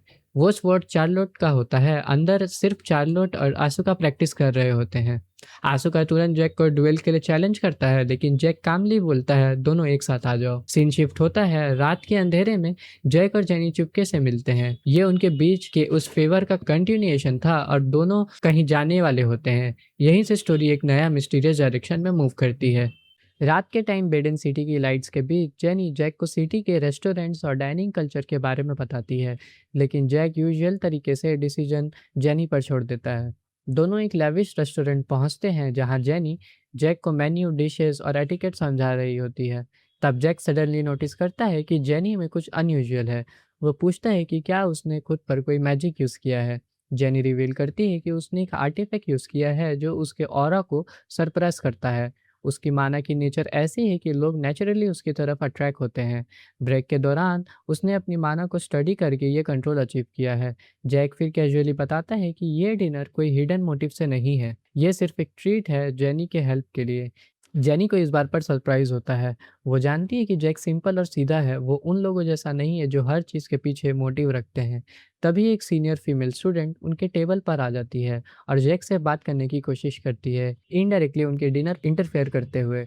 जेनी इंस्टेंटली उसे रोक देती है और सीधा वापस जाने को बोलती है। सिचुएशन एस्केलेट होने लगता है। जेनी और वो सीनियर बीच रेस्टोरेंट में आर्ग्यू करने लगते हैं। एटमॉस्फेयर टेंस हो जाता है, लेकिन तभी एक इंटेंस लुकिंग वेटर आता है और सिचुएशन को कंट्रोल में ले आता है। इशू वहीं खत्म हो जाता है। उसके बाद जैक और जेनी पीसफुली अपने मील फिनिश करते हैं। अगले दिन एकेडमी में जेम्स जैक के पास आता है और उसे एक हेल्प मांगता है। अपकमिंग एकेडमी फेस्टिवल के लिए जेम्स चाहता है कि जैक उसके बूथ में उसका हाथ बटाए और इस तरह स्टोरी वापस एक लाइटर फेस्टिवल आर्क की तरफ मूव करती है। लेकिन अंदर ही अंदर कैरेक्टर्स के डायनामिक्स और रिलेशन डीप होते जाते हैं। ग्रेटा एकेडमी फेस्टिवल एक एनुअल इवेंट होता है जहां स्पोर्ट्समैन और मैजिक डिपार्टमेंट के कैडेट मिलकर बूथ और एक्टिविटीज चलाते हैं। इसी फेस्टिवल के लिए जेम्स अपनी टीम के बूथ पर रेड बिन शेप्ड आइस बेचने का प्लान बना रहा होता है। टीम के रोल्स ऑलरेडी डिसाइड होते हैं और वो जैक को बूथ का फेस बनाने के लिए रिक्वेस्ट करता है, क्योंकि एकेडमी में रूमर है कि जैक मैजिक डिपार्टमेंट की आइडल टेरेसा को रिजेक्ट कर दिया है, जिस वजह से वो कैडेट्स के बीच काफी फेमस हो गया है। तभी आसूका वहां आ जाता है और सिचुएशन टेंस हो जाती है। जैक क्लियर कर देता है कि उसका फोकस सिर्फ ट्रेनिंग पर है और फेस्टिवल एक्टिविटीज में उसका कोई इंटरेस्ट नहीं। इसी बीच इंस्ट्रक्टर कैडेट्स को अनाउंस करता है कि फेस्टिवल के बाद मिड टर्म से मिड टर्म्स एक ट्रेनिंग असाइनमेंट और फिर सिलेक्शन टूर्नामेंट होने वाला है। ये टूर्नामेंट इम्पॉर्टेंट है क्योंकि इसके winners bed and combined swordsmanship competition में एकेडमी को रिप्रेजेंट करेंगे। साथ ही इंस्ट्रक्टर ये भी बताता है कि फेस्टिवल के दौरान ल्यूमेन का हाई प्रीस्ट एकेडमी विजिट कर सकता है। ये बात जैक को अंदर से डिस्टर्ब कर देती है क्योंकि उसे डर है कि हाई प्रीस्ट उसके अंदर छुपा सीड ऑफ डार्कनेस पहचान सकते हैं। दूसरी तरफ जेनी को उसके रिलेटिव हाइक से एक गिफ्ट मिलता है जिसमें एक इंचेंटेड ब्रेसलेट होता है जो टेम्परेरी पॉलीमॉर्फ मैजिक देता है। इस ब्रेसलेट की मदद से जेनी अपनी आइडेंटिटी छुपा सकती है और हाई प्रीस्ट की नज़र से बच सकती है। ये देखकर जेनी को लगता है कि फेस्टिवल के दौरान सरवाइव करने का एक रास्ता मिल गया हो। फेस्टिवल के दिन जेम्स और उसकी टीम का बूथ काफ़ी पॉपुलर हो जाता है। जेम्स कस्टमर को लाउडली ऑर्डर अनाउंस कर रहा होता है और लोगों को जल्दी से अपना शेव्ड आइस ले जाने के लिए कहता होता है। बूथ पर इतनी भीड़ हो जाती है कि सब लोग ऑलमोस्ट ओवरवर्क्ड फील कर रहे होते हैं। जेम्स रियलाइज करता है कि उसका स्टॉल इतना सक्सेसफुल सिर्फ एंड्रो परफेक्ट शेव्ड आइस की वजह से नहीं, बल्कि जैक की प्रेजेंस भी लोगों को अट्रैक्ट कर रहा है। जैक कामली कस्टमर से ऑर्डर्स कंफर्म कर रहा होता है और उसकी पॉपुलैरिटी की वजह से स्टॉल की सेल्स और बढ़ जाती है। एंड्रो को हैरानी होती है कि जैक ने बूथ ज्वाइन करने के लिए हाँ कैसे बोल दी। जैक का रीज़न होता है कि फेस्टिवल में इतनी ज़्यादा भीड़ होने से उसकी प्रेजेंस इजीली क्राउड में हाइड हो जाएगी और इतनी सारी एनर्जीज और ऑरस के जगह मिक्स होने की वजह से हाई प्रीस्ट भी उसका प्रेजेंस इजीली डिटेक्ट नहीं कर पाएंगे, जो उसके लिए सेफेस्ट सिचुएशन है। साथ ही जैक अपनी सेंसेस से डिवाइन पावर को फील कर सकता है, इसलिए अगर कोई डेंजर हुआ तो वो तुरंत वहां से निकल सकता है। बूथ का काम खत्म होने के बाद आसुका जैक को फेस्टिवल के गेम्स एक्सप्लोर करने के लिए इनवाइट करता है। वहां आसुका बार बार जैक को डिफरेंट कंपटीशन में चैलेंज करता है, लेकिन हर बार बुरी तरह से हार जाता है। इससे आसुका और फ्रस्ट्रेटेड हो जाता है। जेम्स मजाक में कहता है कि अगर आसुका को जीतना है तो उसे फिजिकल कंपटीशन अवॉइड करनी चाहिए। फिर डीनो एक इंटरेस्टिंग आइडिया देता है। फेस्टिवल में एक मिस ग्रेटा एकेडमी कॉन्टेस्ट हो रहा है जिसमें सिर्फ मेल्स कैडेट पार्टिसिपेट कर सकते हैं, लेकिन रूल है कि उन्हें क्रॉस ड्रेस करना होगा। और प्राइज मनी है 3000 मार्क्स। डीनो और जेम्स आसुका को कन्विंस करते हैं कि वो इजिली जीत सकता है और ये मनी उसका होगा। गुस्से में आसुका चैलेंज एक्सेप्ट कर लेता है और कहता है कि अगर वो नहीं जीता तो सबकी खैर नहीं। इस सब के बीच जैक सीक्रेटली हाई प्रीस्ट के आने का इंतजार कर रहा होता है, लेकिन अब तक उसका कोई साइन नहीं मिलता। फिर भी जैक अपनी गार्ड डाउन नहीं करता और कुछ देर बाद वो अचानक क्राउड से क्वाइटली डिसअपियर हो जाता है, जिससे उसके फ्रेंड्स कंफ्यूज हो जाते हैं कि वो इतनी जल्दी कहाँ गायब हो गया।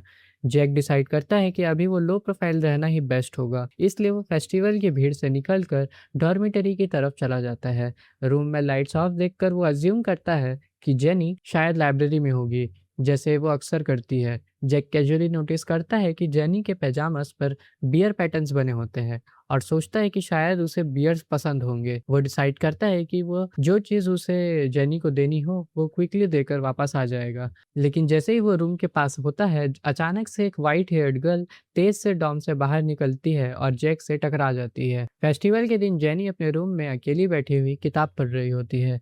उसे याद आता है कि आज एकेडमी का फेस्टिवल स्टार्ट हो चुका है, लेकिन उसके वहां जाने का कोई खास प्लान नहीं होता। उसे ज्यादा कंसर्न इस बात का होता है कि कहीं लाइब्रेरी जाते वक्त हाई प्रीस्ट से वो ना टकरा जाए। इसी वजह से वो हाइक के दिए हुए इंचेंटेड ब्रेसलेट को पहनकर टेस्ट करने का डिसाइड करती है। शुरू में उसे लगता है कि ब्रेसलेट का कोई इफेक्ट नहीं हुआ। वो इरिटेट हो जाती है और सोचती है कि शायद हाइक ने उसके साथ कोई बेकार प्रैंक किया है। लेकिन कुछ ही देर में उसकी अपीयरेंस चेंज होने लगती है। उसके बाल लंबे हो जाते हैं और उसका लुक ज़्यादा फेमिनाइन हो जाता है। जेनी शॉक हो जाती है क्योंकि ब्रेसलेट उतारने के बाद भी ट्रांसफॉर्मेशन रिवर्स नहीं होता। फिर भी वो नोटिस करती है कि उसका माना कंट्रोल स्टेबल है, इसलिए दूसरे लोगों को कुछ अनयूजुअल फील नहीं होगा। जेनी डिसाइड करती है कि वो लाइब्रेरी जाकर खुद इस मैजिक को अंडू करने का तरीका ढूंढेगी। सेफ्टी के लिए वो वुमेन्स क्लोथ्स पहन लेती है जो उसने कभी गलती से क्लोथिंग शॉप से ले लिए थे। रूम से निकलते वक्त अचानक वो जैक से टकरा जाती है। जेनी तुरंत टेंशन में आ जाती है क्योंकि उसे लगता है कि जैक उसे पहचान लेगा। आखिर दोनों एक सेमेस्टर तक रूममेट रहे थे, लेकिन जैक उसे नॉर्मल तरीके से बात करता है और एज्यूम करता है कि वो फेस्टिवल देखने के लिए जा रही है। ये देखकर जेनी को सरप्राइज होता है क्योंकि लगता है कि जैक ने उसे पहचाना नहीं है। सिचुएशन को नॉर्मल दिखाने के लिए जेनी भी कैजुअली बिहेव करती है और बोलती है कि रूम में बोर हो रही थी, इसलिए फेस्टिवल देखने जा रही है। जैक फिर से उसे ऑफर करता है कि अगर वो चाहे तो फेस्टिवल में उसके साथ घूम सकती है, क्योंकि वो ऑलरेडी वहां जा चुका है और उसे अच्छी जगह का पता है। जेनी थोड़ी एम्बैरेस्ड और कंफ्यूज्ड फील करती है, लेकिन फिर भी वो जैक का ऑफर एक्सेप्ट कर लेती है। फेस्टिवल में साथ घूमते हुए जेनी रियलाइज करती है कि जैक के साथ रहने पर उसके ऊपर आइडेंटिटी हाइड करने का प्रेशर कम फील होता है। जो बर्डन वो हमेशा कैरी करती थी, वो जैक के साथ रहकर कुछ देर के लिए हल्का लगने लगता है। वो जैक के साथ रहकर कुछ देर के लिए हल्का महसूस करने लगती है। इसी दौरान कुछ लड़कियां जैक को फेस्टिवल में देखती हैं और नोटिस करती हैं कि उसके साथ एक अननोन लड़की है। उन्हें शॉक होता है क्योंकि जैक के साथ किसी लड़की को कभी नहीं देखा गया था। उनमें से एक टेरेसा भी होती है, वही लड़की जिसको जैक ने रिजेक्ट किया था। अब टेरेसा क्यूरियस हो जाती है और वो डिसाइड करती है कि वो जाकर देखेगी जैक के साथ घूम रही ये मिस्टीरियस लड़की कौन है। फेस्टिवल में घूमते वक्त जेनी जैक से कैजुअली पूछती है कि क्या वो पूरा फेस्टिवल अकेले ही घूम रहा था और उसके फ्रेंड्स कहाँ हैं। जैक बताता है कि उसके फ्रेंड्स क्रॉस ड्रेसिंग कॉन्टेस्ट की प्रिपरेशन कर रहे हैं जो रात को स्टार्ट होने वाली है, इसलिए तब तक वो यहाँ थोड़ा टाइम स्पेंड कर सकते हैं और बाद में सब साथ में वहां जाएंगे। लेकिन जेनी के अंदर टेंशन बढ़ने लगती है। उसे लगता है कि अगर वो जैक के साथ ज़्यादा देर फेस्टिवल में घूमती रही तो कोई ना कोई उसे पहचान लेगा। सबसे बड़ा डर ये था कि कहीं हाई प्रीस्ट वहां आ गया तो उसकी आइडेंटिटी एक्सपोज हो जाएगी। इसी बीच अचानक टेरेसा उन दोनों के पास आ जाती है। वो जैक को देखकर सरकेस्टिक टोन में बात करती है और जेनी के बारे में सवाल पूछने लगती है। जेनी भी पीछे नहीं हटती और टेरेसा को रूड बिहेवियर पर सीधा जवाब दे देती है।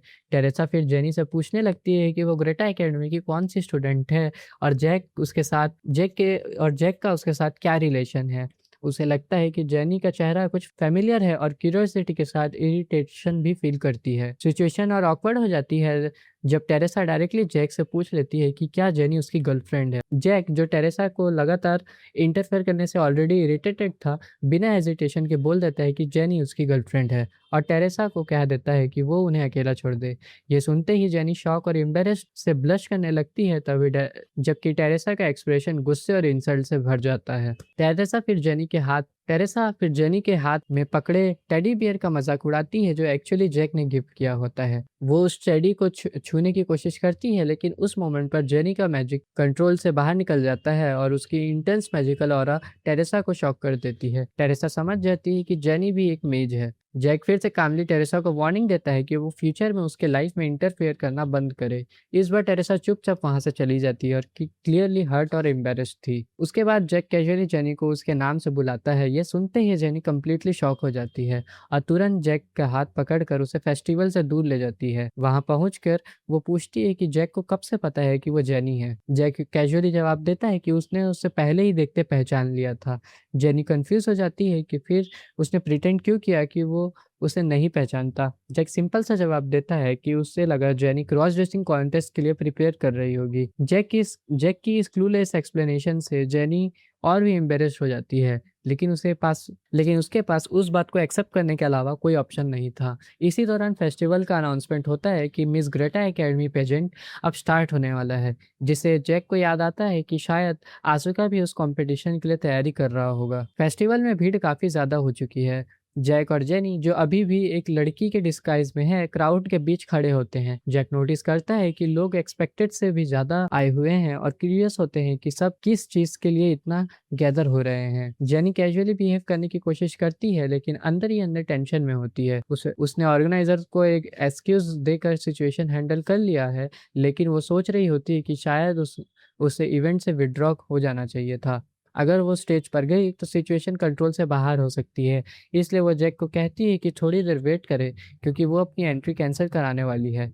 साथ ही वो जैक को स्ट्रिक्टली वार्न करती है कि किसी को भी, खासकर आसुका या सियान को, ये पता नहीं चलना चाहिए कि वो जेनी है और लड़की के डिजायर्स में है। तभी फेस्टिवल का मिस ग्रेटा एकेडमी इवेंट शुरू होता है। होस्ट एक्साइटमेंट के साथ अनाउंस करता है कि यह एकेडमी की एक पुरानी और फनी ट्रेडिशन है जहाँ strong male cadets cross dress करके पार्टिसिपेट करते हैं। क्राउड के मिक्स्ड रिएक्शन, चीयर्स और बूस के बीच इवेंट कंटिन्यू होता है और आखिर में कंपटीशन का विनर अनएक्सपेक्टेडली सियान बन चुका होता है, जो सरप्राइजिंगली डिसेंट लुकिंग लग रहा होता है। इवेंट खत्म होने के बाद जैक और जेनी फेस्टिवल से निकलने लगते हैं। तभी अचानक हाई प्रीस्ट एकेडमी में आ जाता है। जैक तुरंत उसकी डिवाइन प्रेजेंस फील करता है और सिचुएशन समझकर जेनी का हाथ पकड़कर एक साइड में छुप जाता है। वो नहीं चाहता था कि हाई प्रीस्ट उसके अंदर से सीड ऑफ डार्कनेस को सेंस कर सके। जैक थोड़ा सरप्राइज भी होता है कि हाई प्रीस्ट की डिवाइन पावर बैटलफील्ड के बाहर इतनी स्ट्रांग फील नहीं हो रही थी। जैक जेनी से अपोलोजाइज करता है कि उसे इतनी जल्दी खींचकर यहाँ लेकर आना पड़ा, लेकिन वो बस प्रीस्ट को अवॉइड करना चाहता था। जेनी भी कामली बताती है कि उसे भी प्रीस्ट पसंद नहीं और वो भी उनसे दूर रहना चाहती है। फिर वो जैक को याद दिलाती है कि फेस्टिवल के बाद हाई प्रीस्ट डीन से मिलकर एकेडमी से निकल जाता है, लेकिन जाते वक्त उसे शहर की गलियों में एक बहुत हल्की सी डिमोनिक एनर्जी फील होती है। एक हाई प्रीस्ट होने के नाते उसे तुरंत इन्वेस्टिगेशन करना चाहिए था, लेकिन वो डिसाइड करता है कि फिलहाल इस इंफॉर्मेशन को वो अपने पास रखेगा और फ्यूचर में इसे एक ट्रम्प कार्ड की तरह यूज कर सकता है। दूसरी तरफ आसुका जैक से फेस्टिवल वाली लड़की के बारे में पूछता है। एकेडमी में रूमर फैल चुका था कि जैक पूरा दिन किसी मिस्टीरियस लड़की के साथ फेस्टिवल में घूम रहा था। जैक समझ जाता है कि अगर वो सच बता दिया तो जेनी की आइडेंटिटी एक्सपोज हो जाएगी, इसलिए वो बात को इग्नोर करके टॉपिक चेंज कर देता है और अपकमिंग फील्ड ट्रेनिंग असाइनमेंट के बारे में पूछताछ करता है। आसुका बताता है कि वो और सियान बेडेन के ईस्ट में एक वैली में जाने वाले हैं, जहां नेचर की एनर्जी बहुत ज़्यादा गैदर होती है और वहां से स्पिरिट कलेक्ट करेंगे। जब आसुका जैक से पूछता है कि वो किसके साथ जा रहा है, तो जैक बताता है कि वो जेनी के साथ टीम अप करने वाला है। हालांकि जेनी ने अभी तक डेस्टिनेशन रिवील नहीं किया है। आसुका थोड़ा टीज करते हुए कहता है कि टॉप स्टूडेंट अक्सर एक साथ ही टीम बनाते हैं और शायद जेनी उसे किसी डेंजरस जगह ले जाने वाली है। कुछ वक्त बाद जेनी और जैक एक जंगल के बीच पहुंचते हैं, जहां जेनी फाइनली अपने प्लान को रिवील करती है। वो बताती है कि उनका टारगेट है द ग्रेट मेज लैम्फियन का हिडन डंजन। कुछ पावरफुल मेजर्स अपनी लाइफ की रिसर्च और नॉलेज को सीक्रेट डंजन में छुपा कर रखते हैं, जिन्हें डेंजरस ट्रैप्स प्रोटेक्ट करते हैं। लैम्फियन ने कभी डिसाइपल नहीं लिया, इसलिए उसकी रिसर्च का वैल्यू बहुत ज्यादा है। जेनी का प्लान चोरी करना नहीं, बल्कि डंजन के ट्रैप्स को ओवरकम करके खुद को उस नॉलेज का वर्दी सक्सेसर प्रूफ करना है। जैक पूछता है कि उसका रोल क्या होगा, क्योंकि वो मैजिक में एक्सपर्ट तो नहीं है। जेनी समझाती है कि ट्रैप्स वो हैंडल करेगी, लेकिन डंजन में मॉन्स्टर्स और डेंजर्स भी होने वाले हैं, तो जैक उन्हें स्वॉर्डमैनशिप से हराएगा। फिर जेनी एक powerful multilayer teleportation magic use करती है, जो उन्हें डंजन से सीधा सनसेट के वक्त एक बीच पर ले आता है। इतना पावरफुल स्पेल यूज करने से जेनी की माना ऑलमोस्ट खत्म हो जाती है। वो बीच पर लेटकर अपनी एनर्जी रिकवर करने लगती है, जबकि जैक क्वाइटली उसके होश में आने का इंतजार करता है। बीच पर रेस्ट करते वक्त जेनी थोड़ी देर के लिए सो जाती है। जब वो जागती है तो सूरज ऑलरेडी ढल चुका होता है। वो थोड़ी एम्बेरस फील करती है, क्योंकि जैक काफ़ी देर से उसका इंतज़ार कर रहा होता है। जेनी डिसाइड करती है कि अब वो उसका माना रिकवर हो चुका है, तो डंजन की सर्च करनी चाहिए। जैक तब तक खाने का इंतज़ाम कर चुका होता है। उसने समुंदर से सेलफिश पकड़कर स्टोन से तोड़कर खाने के लिए रेडी किया होता है। जेनी रियलाइज़ करती है कि उसने ट्रैवल के लिए सिर्फ सैंडविचेस पैक किए थे और जैक प्रैक्टिकल तरीके से फूड अरेंज कर रहा था। फिर जेनी जैक को ग्रेट मेज लैम्फियन के विल के बारे में बताती है। ये एक नॉर्मल विल नहीं, बल्कि डंजन का एंट्रेंस का क्लू है। पहले ये क्लू मैजिक एसोसिएशन के पास था, लेकिन वो इसे सॉल्व नहीं कर पाए, इसलिए बाद में इसे पब्लिक कर दिया गया। क्लू में लिखा था कि जहां लाइव ग्रीनरी के साथ सर्च करती है और जब फुल मून डार्क स्काई में शाइन करेगा, तब 6 तारे रास्ता दिखाएंगे। जेनी एक्सप्लेन करती है कि लाइफ से भरी जगह का मतलब सी और माउंटेन्स का एरिया है, और फुल मून वाली रात ऑब्वियस हिंट है। प्रॉब्लम वाली लाइन है 6 stars will light the way. Full moon की रात नॉर्मली स्टार्स दिखते ही नहीं है, इसलिए इसका लिटरल मीनिंग नहीं हो सकता। लैम्फियन एक फिलोसोफर मेज था जो मानता था कि ह्यूमन एग्जिस्टेंस जमीन पर होती है, इसलिए जेनी कंक्लूड करती है कि स्टार्स स्काई में नहीं बल्कि ग्राउंड पर रिफ्लेक्ट करेंगे। जब फुल मून अपनी हाईएस्ट पॉइंट पर पहुंचता है, तब जंगल में क्रिस्टल्स का रिफ्लेक्शन 6 तारों की तरह चमकने लगता है। ये रिफ्लेक्शन उन्हें एग्जैक्ट लोकेशन तक गाइड करता है। जंगल के अंदर जेनी एक मैजिकल सर्कल एक्टिवेट करती है, जो ग्राउंड को ओपन करके एक हिडन अंडरग्राउंड पाथ रिवील कर देता है। यही लैम्फियन का डंजन का एंट्रेंस था। जैसे ही वो अंदर एंटर करते हैं, उनके रिस्ट पर एक आर ग्लास मार्क अपीयर हो जाता है, जो इंडिकेट करता है कि डंजन कंप्लीट करने के लिए उनके पास लगभग 2 घंटे का टाइम लिमिट है। जेनी वार्न करती है कि फर्स्ट चैलेंज शायद इजी लगे, लेकिन केयरलेस होना डेंजरस होगा। फिर वो जैक को अलर्ट करती है कि राइट साइड पर ध्यान रखे, क्योंकि डंजन की असली टेस्ट अब शुरू होने वाली है। डंजन के अंदर जाते ही जैक और जेनी को पहला पजल मिलता है। एक स्ट्रेंज डिवाइस और 2 पॉसिबल आंसर के साथ एक मैकेनिज्म होता है। नीचे एक अजीब शेप का होल बना होता है, जो ऑलमोस्ट इंसान की बॉडी जैसा लगता है। जल्दी समझ आता है कि पजल सॉल्व करने के लिए दोनों को मिलकर उस शेप में फिट होना पड़ेगा। टाइम कम होने की वजह वजह से जेनी जल्दी जल्दी में जैक के आर्म को पकड़कर उसे पोजीशन में आने को कहती है। दोनों को एक ऑकवर्ड ऑलमोस्ट डांस जैसी पोज में खड़े होना पड़ता है, जिससे पजल एक्टिवेट हो जाता है। इसके बाद जेनी समझ जाती है कि ये डंजन सिंपल ट्रैप्स नहीं बल्कि लॉजिक और कंडीशन पर बेस्ड पजल्स का सीरीज है। हर पजल तभी अपीयर होता है जब स्पेसिफिक कंडीशन फुलफिल होती हैं। जैक अपनी साफ ऑब्जर्वेशन के साथ एक वॉल ब्रेक नोटिस करता है जो बाकी से थोड़ी अलग कलर की होती है। जेनी रियलाइज करती है कि ये हिडन स्क्रिप्ट है जो स्पेसिफिक लाइट मैजिक से रिवील होता है। लाइट मैजिक एक्टिवेट करते ही नेक्स्ट इंस्ट्रक्शन सामने आता है। अगला पजल और भी एम्बेरेसिंग होता है। इस बार उन्हें प्रिंसेस कैरी पोज रिक्रिएट करना पड़ता है। जेनी इस सिचुएशन से काफ़ी एम्बेरेस्ड हो जाती है और अंदर ही अंदर डंजन के क्रिएटर लैम्पियन को कर्स करने लगती है। लगभग 30 मिनट में वो 5 पजल्स क्लियर कर लेते हैं, लेकिन जेनी को एक स्ट्रेंज बात नोटिस होती है। नॉर्मली डंजन्स डजन्स लोग मिलकर क्लियर करते हैं, लेकिन यहाँ एक सारे पजल एग्जैक्टली 2 लोगों के लिए डिज़ाइन किए गए लगते हैं, जैसे डंजन को पता हो कि अंदर सिर्फ 2 ही लोग आए हैं। जेनी को सस्पिशन होता है कि शायद डंजन इंट्रूडर्स की इमेजिनेशन को रीड करके पजल्स क्रिएट करता है। ये सोचकर वो और एम्बेरेस्ड हो जाती है कि जो ऑकवर्ड पोजेस उन्हें करने पड़े शायद वो किसी की इमेजिनेशन का रिजल्ट था। अचानक एक स्पैटियल इल्यूजन मैजिक एक्टिवेट होता है और जैक और जेनी अलग अलग डायमेंशन में सेपरेट हो जाते हैं। जेनी एक अननोन जगह पर खुद को अकेला पाती है जहाँ उसके पीछे अचानक एक बड़ा व्हाइट लेपर्ड ब्लू आइज के साथ अपीयर होता है। दूसरी तरफ जैक एक फॉगी स्पेस में खड़ा होता है जहाँ उसके सामने जेनी जैसी दिखाई देती एक मिस्टीरियस वुमेन अपीयर होती है, लेकिन वो असली जेनी नहीं होती। वो वुमेन गिल्ट भरी आवाज़ में कहती है कि चाहे जेनी उसे हमेशा हेट करे फिर भी वो अपने पास्ट एक्शंस को चेंज नहीं कर सकती। जेनी अचानक खुद को एक अजीब जगह पर पाती है जहाँ उसके सामने एक बड़ा वाइट लेपर्ड मॉन्स्टर खड़ा होता है। पहले उसे लगता है कि यह बस एक इल्यूजन है, इसलिए वो अटैक करने का सोचती है, लेकिन उसे शॉक तब लगता है जब मॉन्स्टर उसे जैक कहकर बात करता है। और सबसे स्ट्रेंज बात यह होती है कि जेनी का मुंह अपने आप रिस्पॉन्ड करने लगता है, जैसे वो जैक के रोल में बात कर रही हो। मॉन्स्टर उससे पूछता है कि क्या वो सच में फॉरेस्ट छोड़कर ह्यूमन वर्ल्ड जाना चाहता है। वो वार्न करता है कि ह्यूमन वर्ल्ड फॉरेस्ट जैसा सिंपल नहीं है, वहाँ सिर्फ स्ट्रेंथ काम नहीं आती। जेनी रियलाइज करती है कि ये कोई नॉर्मल इल्यूजन नहीं बल्कि जैक के पास्ट का एक सीन है। कुछ देर बाद वहाँ डैरियन अपीयर होता है, वही लेजेंडरी स्पोर्ट्समैन जिसको जैक अब मास्टर मानता है। तब जेनी को समझ आता है कि डंजन उसे जैक की मेमोरीज और पास्ट दिखा रहा है। दूसरी तरफ जैक भी एक अलग स्पेस में फंस गया था। उसके सामने एक वुमेन अपीयर होती है जो जेनी जैसी दिखती है।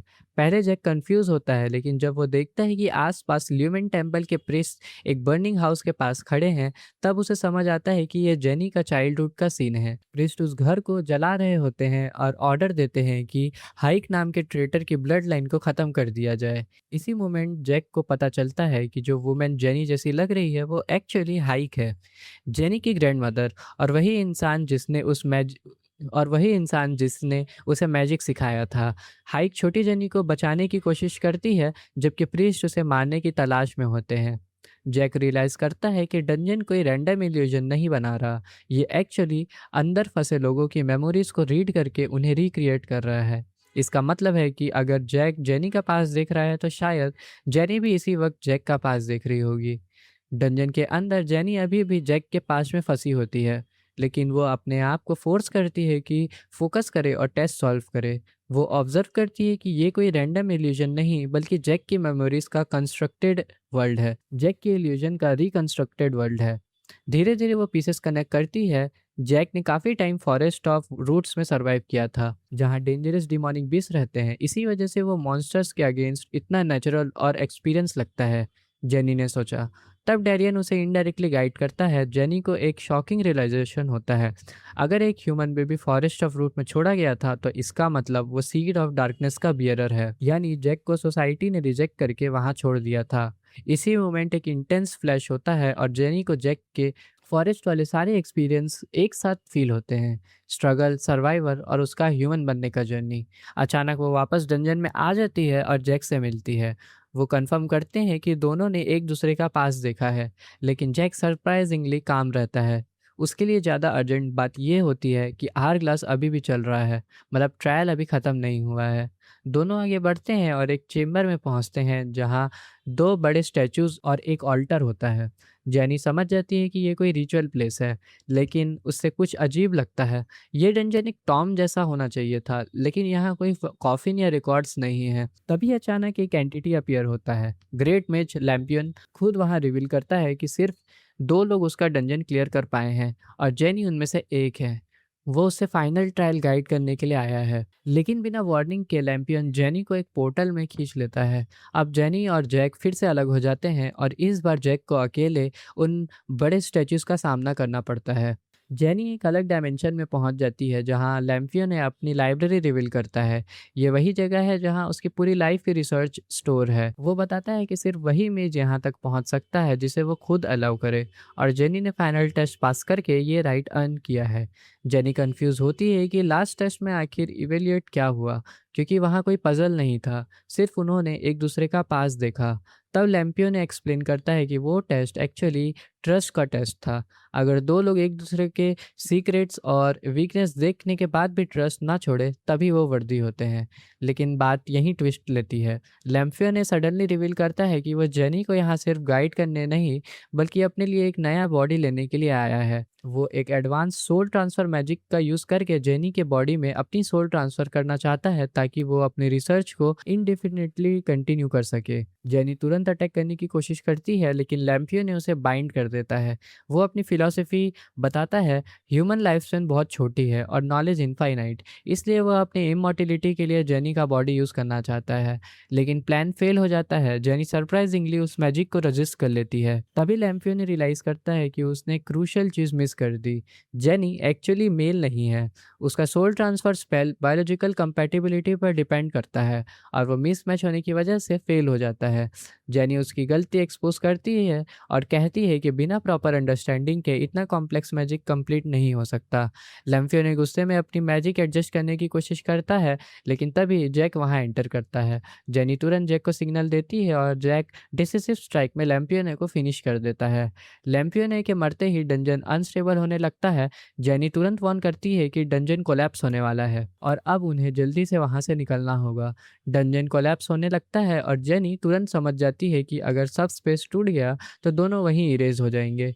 अपनी लास्ट बची हुई माना से वो एक एग्जिट पोर्टल क्रिएट करती है, लेकिन उसे खुद भी नहीं पता होता कि वो उन्हें कहाँ ले जाएगा। स्पेल कंप्लीट होते ही जेनी की माना कंप्लीटली ड्रेन हो जाती है और वो बेहोश हो जाती है। जैक उसे उठाकर पोर्टल से बाहर निकालता है। बाहर आकर वो देखता है कि वो एक अननोन फॉरेस्ट एरिया में आ गए हैं। सिचुएशन रिस्की है। जेनी अनकॉन्शियस है और लोकेशन भी अननोन। जैक डिसाइड करता है कि वो अभी रुक कर जेनी को होश में आने का वेट करेगा। इस बीच जैक के दिमाग में एक डेंजरस थॉट आता है। अब जब जेनी ने उसका पास देख लिया, क्या उसे फ्यूचर ट्रबल अवॉइड करने के लिए एलिमिनेट कर देना चाहिए? लेकिन उसी मोमेंट उसका इंस्टिंक्ट और सिचुएशन उसे रोक देता है। वो रियलाइज करता है कि जेनी को ऐसा छोड़ना गलत होगा। तभी अचानक जैक को अपने अंदर का सीड ऑफ डार्कनेस रिएक्ट करता हुआ फील होता है, एक सफोकेटिंग सेंसेशन। वो तुरंत समझ जाता है कि पास में डिवाइन पावर है। कुछ ही देर में ल्यूमेन के होली नाइट्स वहां पहुंच जाते हैं। जैक कामली सिचुएशन हैंडल करता है और अपनी आइडेंटिटी एक ग्रेटा एकेडमी स्टूडेंट के रूप में बताता है। वो एक्सप्लेन करता है कि जेनी एक मेज है जिसका माना ड्रेन हो गया है। नाइट्स थोड़ा रिलैक्स होते हैं, लेकिन जेनी की ब्यूटी देखकर वो भी शॉक हो जाते हैं। जैक इंटरनली असेस करता है कि अगर ज़रूरत पड़ी तो वो फाइट कर सकता है, लेकिन अननेसेसरी कन्फ्लिक्ट अवॉइड करना बेटर होगा। तभी सिचुएशन एस्केलेट होती है। वहाँ खुद हाई प्रीस्ट मिकेन आ जाता है। जैसे ही हाई प्रीस्ट जैक को देखने आगे बढ़ता है, उसका रिएक्शन तुरंत चेंज हो जाता है। वो शॉक में चिल्लाता है कि सब लोग तुरंत रेडी हो जाओ और इस लड़के को तुरंत मार दो। ये क्लियर सिग्नल था कि हाई प्रीस्ट ने जैक के अंदर के सीड ऑफ डार्कनेस को सेंस कर लिया है और अब सिचुएशन लाइफ थ्रेटनिंग बन चुकी है। दूसरी तरफ डीन अपनी रिसेंट बातचीत को याद करते हुए जो उसकी हाई प्रीस्ट अलेक्जेंड्रो मिकेन से हुई थी, हाई प्रीस्ट ने पोलाइटली परमिशन मांगी थी कि वो बेडन के नॉर्थ ईस्ट वाले एकेडमी फॉरेस्ट को इंस्पेक्ट करना चाहता है। डीन के पास मना करने का कोई सॉलिड रीज़न नहीं था, इसलिए उसने अलाउ कर दिया। लेकिन अब वो अंदर ही अंदर अनईजी फील कर रहा होता है, जैसे हाई प्रीस्ट किसी हिडन मोटिव के साथ आया हो। सच में हाई प्रीस्ट बाहर से एक रिस्पेक्टेड और डिवोट प्रीस्ट दिखाई देता है, लेकिन अंदर से वो एक करप्ट और डेंजरस इंसान है। उसका असली मकसद ग्रेटा एकेडमी के इस फॉरेस्ट में कुछ हिडन चीज़ें ढूंढना था। इसी वजह से जैक और जेनी का उनसे टकराना सिर्फ एक कोइंसिडेंस था, लेकिन एक डेडली कोइंसिडेंस। जब हाई प्रीस्ट की नज़र जेनी पर पड़ती है तो पहले उसके अंदर एक डार्क डिज़ायर जागता है, लेकिन तुरंत उसका ध्यान जैक की तरफ शिफ्ट हो जाता है। वो इंस्टेंटली रियलाइज़ करता है कि जैक के अंदर सीड ऑफ डार्कनेस है, एक ऐसी चीज़ जो एग्जिस्ट नहीं करनी चाहिए। तुरंत ऑर्डर मिलता है कि फॉर्मेशन लो और उसे बाइंड करो। जैक सिचुएशन समझ जाता है, डिवाइन पावर के सामने लंबी फाइट उसके लिए डिसएडवांटेज होगी। इसीलिए वो डिसाइड करता है कि अपनी विश पावर फुल फोर्स में यूज करेगा और सीधा हाई प्रीस्ट को एलिमिनेट कर डालेगा। नाइट्स उसकी स्पीड और मूवमेंट देखकर शॉक हो जाते हैं। वो नॉर्मल ह्यूमन जैसा बिल्कुल नहीं लग रहा था। इवन प्रीस्ट भी कंफ्यूज हो जाता है, क्योंकि normally seed of darkness bearer divine power के पास वीक हो जाता है, लेकिन जैक उल्टा और भी अग्रेसिव फाइट कर रहा है। सिचुएशन कंट्रोल से बाहर जा रही थी, इसलिए प्रीस्ट एक पावरफुल डिवाइन स्पेल यूज करता है और जेनी को टारगेट बनाता है। जैक इंजरीज के बावजूद लड़ता है। इसी बीच उसके दिमाग में जेनी का पास्ट फ्लैश होता है, उसका दर्द, उसकी फैमिली की डेथ और टेम्पल के अगेंस्ट उसकी हेटरेड। तब जैक रियलाइज करता है कि जेनी उसके लिए सिर्फ एक टीममेट नहीं बल्कि एक पार्टनर बन सकती है। वो एक डिसीजन लेता है कि वो जेनी को यहाँ मरने नहीं देगा। जैसे ही प्रेशर पीक पर पहुंचता है, जैक के इमोशंस और डेस्परेशन उसके कंट्रोल को तोड़ देते हैं और उसकी आंखें काली पड़ने लगती हैं। सीड ऑफ डार्कनेस पूरी तरह से एक्टिवेट हो चुका था। जेनी, जो अभी अनकॉन्शियस स्टेट में एक सॉफ्ट स्पेस के अंदर है, जैक के पास्ट को याद कर रही होती है। उसे समझ आता है कि जैक की ज़िंदगी का बोझ किसी एक इंसान के लिए बहुत ज़्यादा हैवी है। वो सबसे ज़्यादा ह्यूमन बनना चाहता है, लेकिन उसकी तन्हाई उसे लोगों से दूर रख रही है और यही लोनलीनेस कभी उसे एक डेंजरस रास्ते पर ले जा सकती है। ये सोच जेनी को अंदर से डिस्टर्ब कर रही होती है। दूसरी तरफ बैटलफील्ड में हाई प्रिस्ट जैक को कैप्चर कर लेता है और डिक्लेयर करता है कि अब वो सिर्फ कैप्चर टारगेट नहीं बल्कि एलिमिनेशन टारगेट बन चुका है। डिवाइन पावर से जैक को चेन किया जाता है, लेकिन सबको शॉक होता है कि इतनी डिवाइन मैजिक के बाद भी जैक जिंदा है और अपना होश नहीं खोया। प्रीस्ट को समझ आता है कि जैक अपनी वीस पावर को हार्ट में कंसंट्रेट करके एक बैरियर बना रहा है और आयरोनिकली डिवाइन अटैक्स ही उसके ब्लैक सीट को टेम्परेरली सप्रेस कर रहे हैं। फिर भी प्रीस्ट फाइनल एग्जीक्यूशन के लिए डिवाइन स्पेल एक्टिवेट करता है। तभी अचानक जेनी वापस होश में आ जाती है और अटैक करके सिचुएशन पलट देती है। वो रिवील करती है कि टेम्पल के लिए सबसे डेंजरस कॉम्बिनेशन अब सामने है, सीड ऑफ डार्कनेस और हीक की लेनेज के साथ। फाइट इंटेंस हो जाती है। डिवाइन मैजिक और डिमोनिक एनर्जी का क्लैश पूरा एरिया हिला देता है। जेनी अपनी स्मार्ट मैजिक से प्रीस्ट के अटैक्स को रीडायरेक्ट करती है और जैक एक मैसिव अटैक लॉन्च कर देता है, जिससे प्रीस्ट का एग्जिस्टेंस ही इरेज हो जाता है। लेकिन प्रॉब्लम खत्म नहीं होती। जैक अब भी कंट्रोल में नहीं है। वो जेनी पर अटैक करने वाला ही होता है, तब जेनी अपनी डिस्गाइज हटाकर उसके सामने खड़ी हो जाती है और उसे शांत होने को कहती है। वो बिना डरे उसके पास जाकर उसे हग कर लेती है। उस मोमेंट में जैक का रेज रुक जाता है। धीरे धीरे वो नॉर्मल हो जाता है। जेनी उसे कहती है कि ये एक डेट है जो जैक को कभी ना कभी चुकाना होगा। सीन शिफ्ट होता है। मिखाइल अपनी मदर के साथ फ्यूचर कंबाइंड स्वॉर्डमैनशिप टूर्नामेंट की बात कर रहा होता है और लास्ट में एक अननोन इंसान जिसके पास भी सीड ऑफ डार्कनेस है, जैक का नाम लेता है, हिंट देते हुए कि कहानी अभी खत्म नहीं हुई है। सीजन 3 यहीं एंड हो जाता है। Thanks for watching.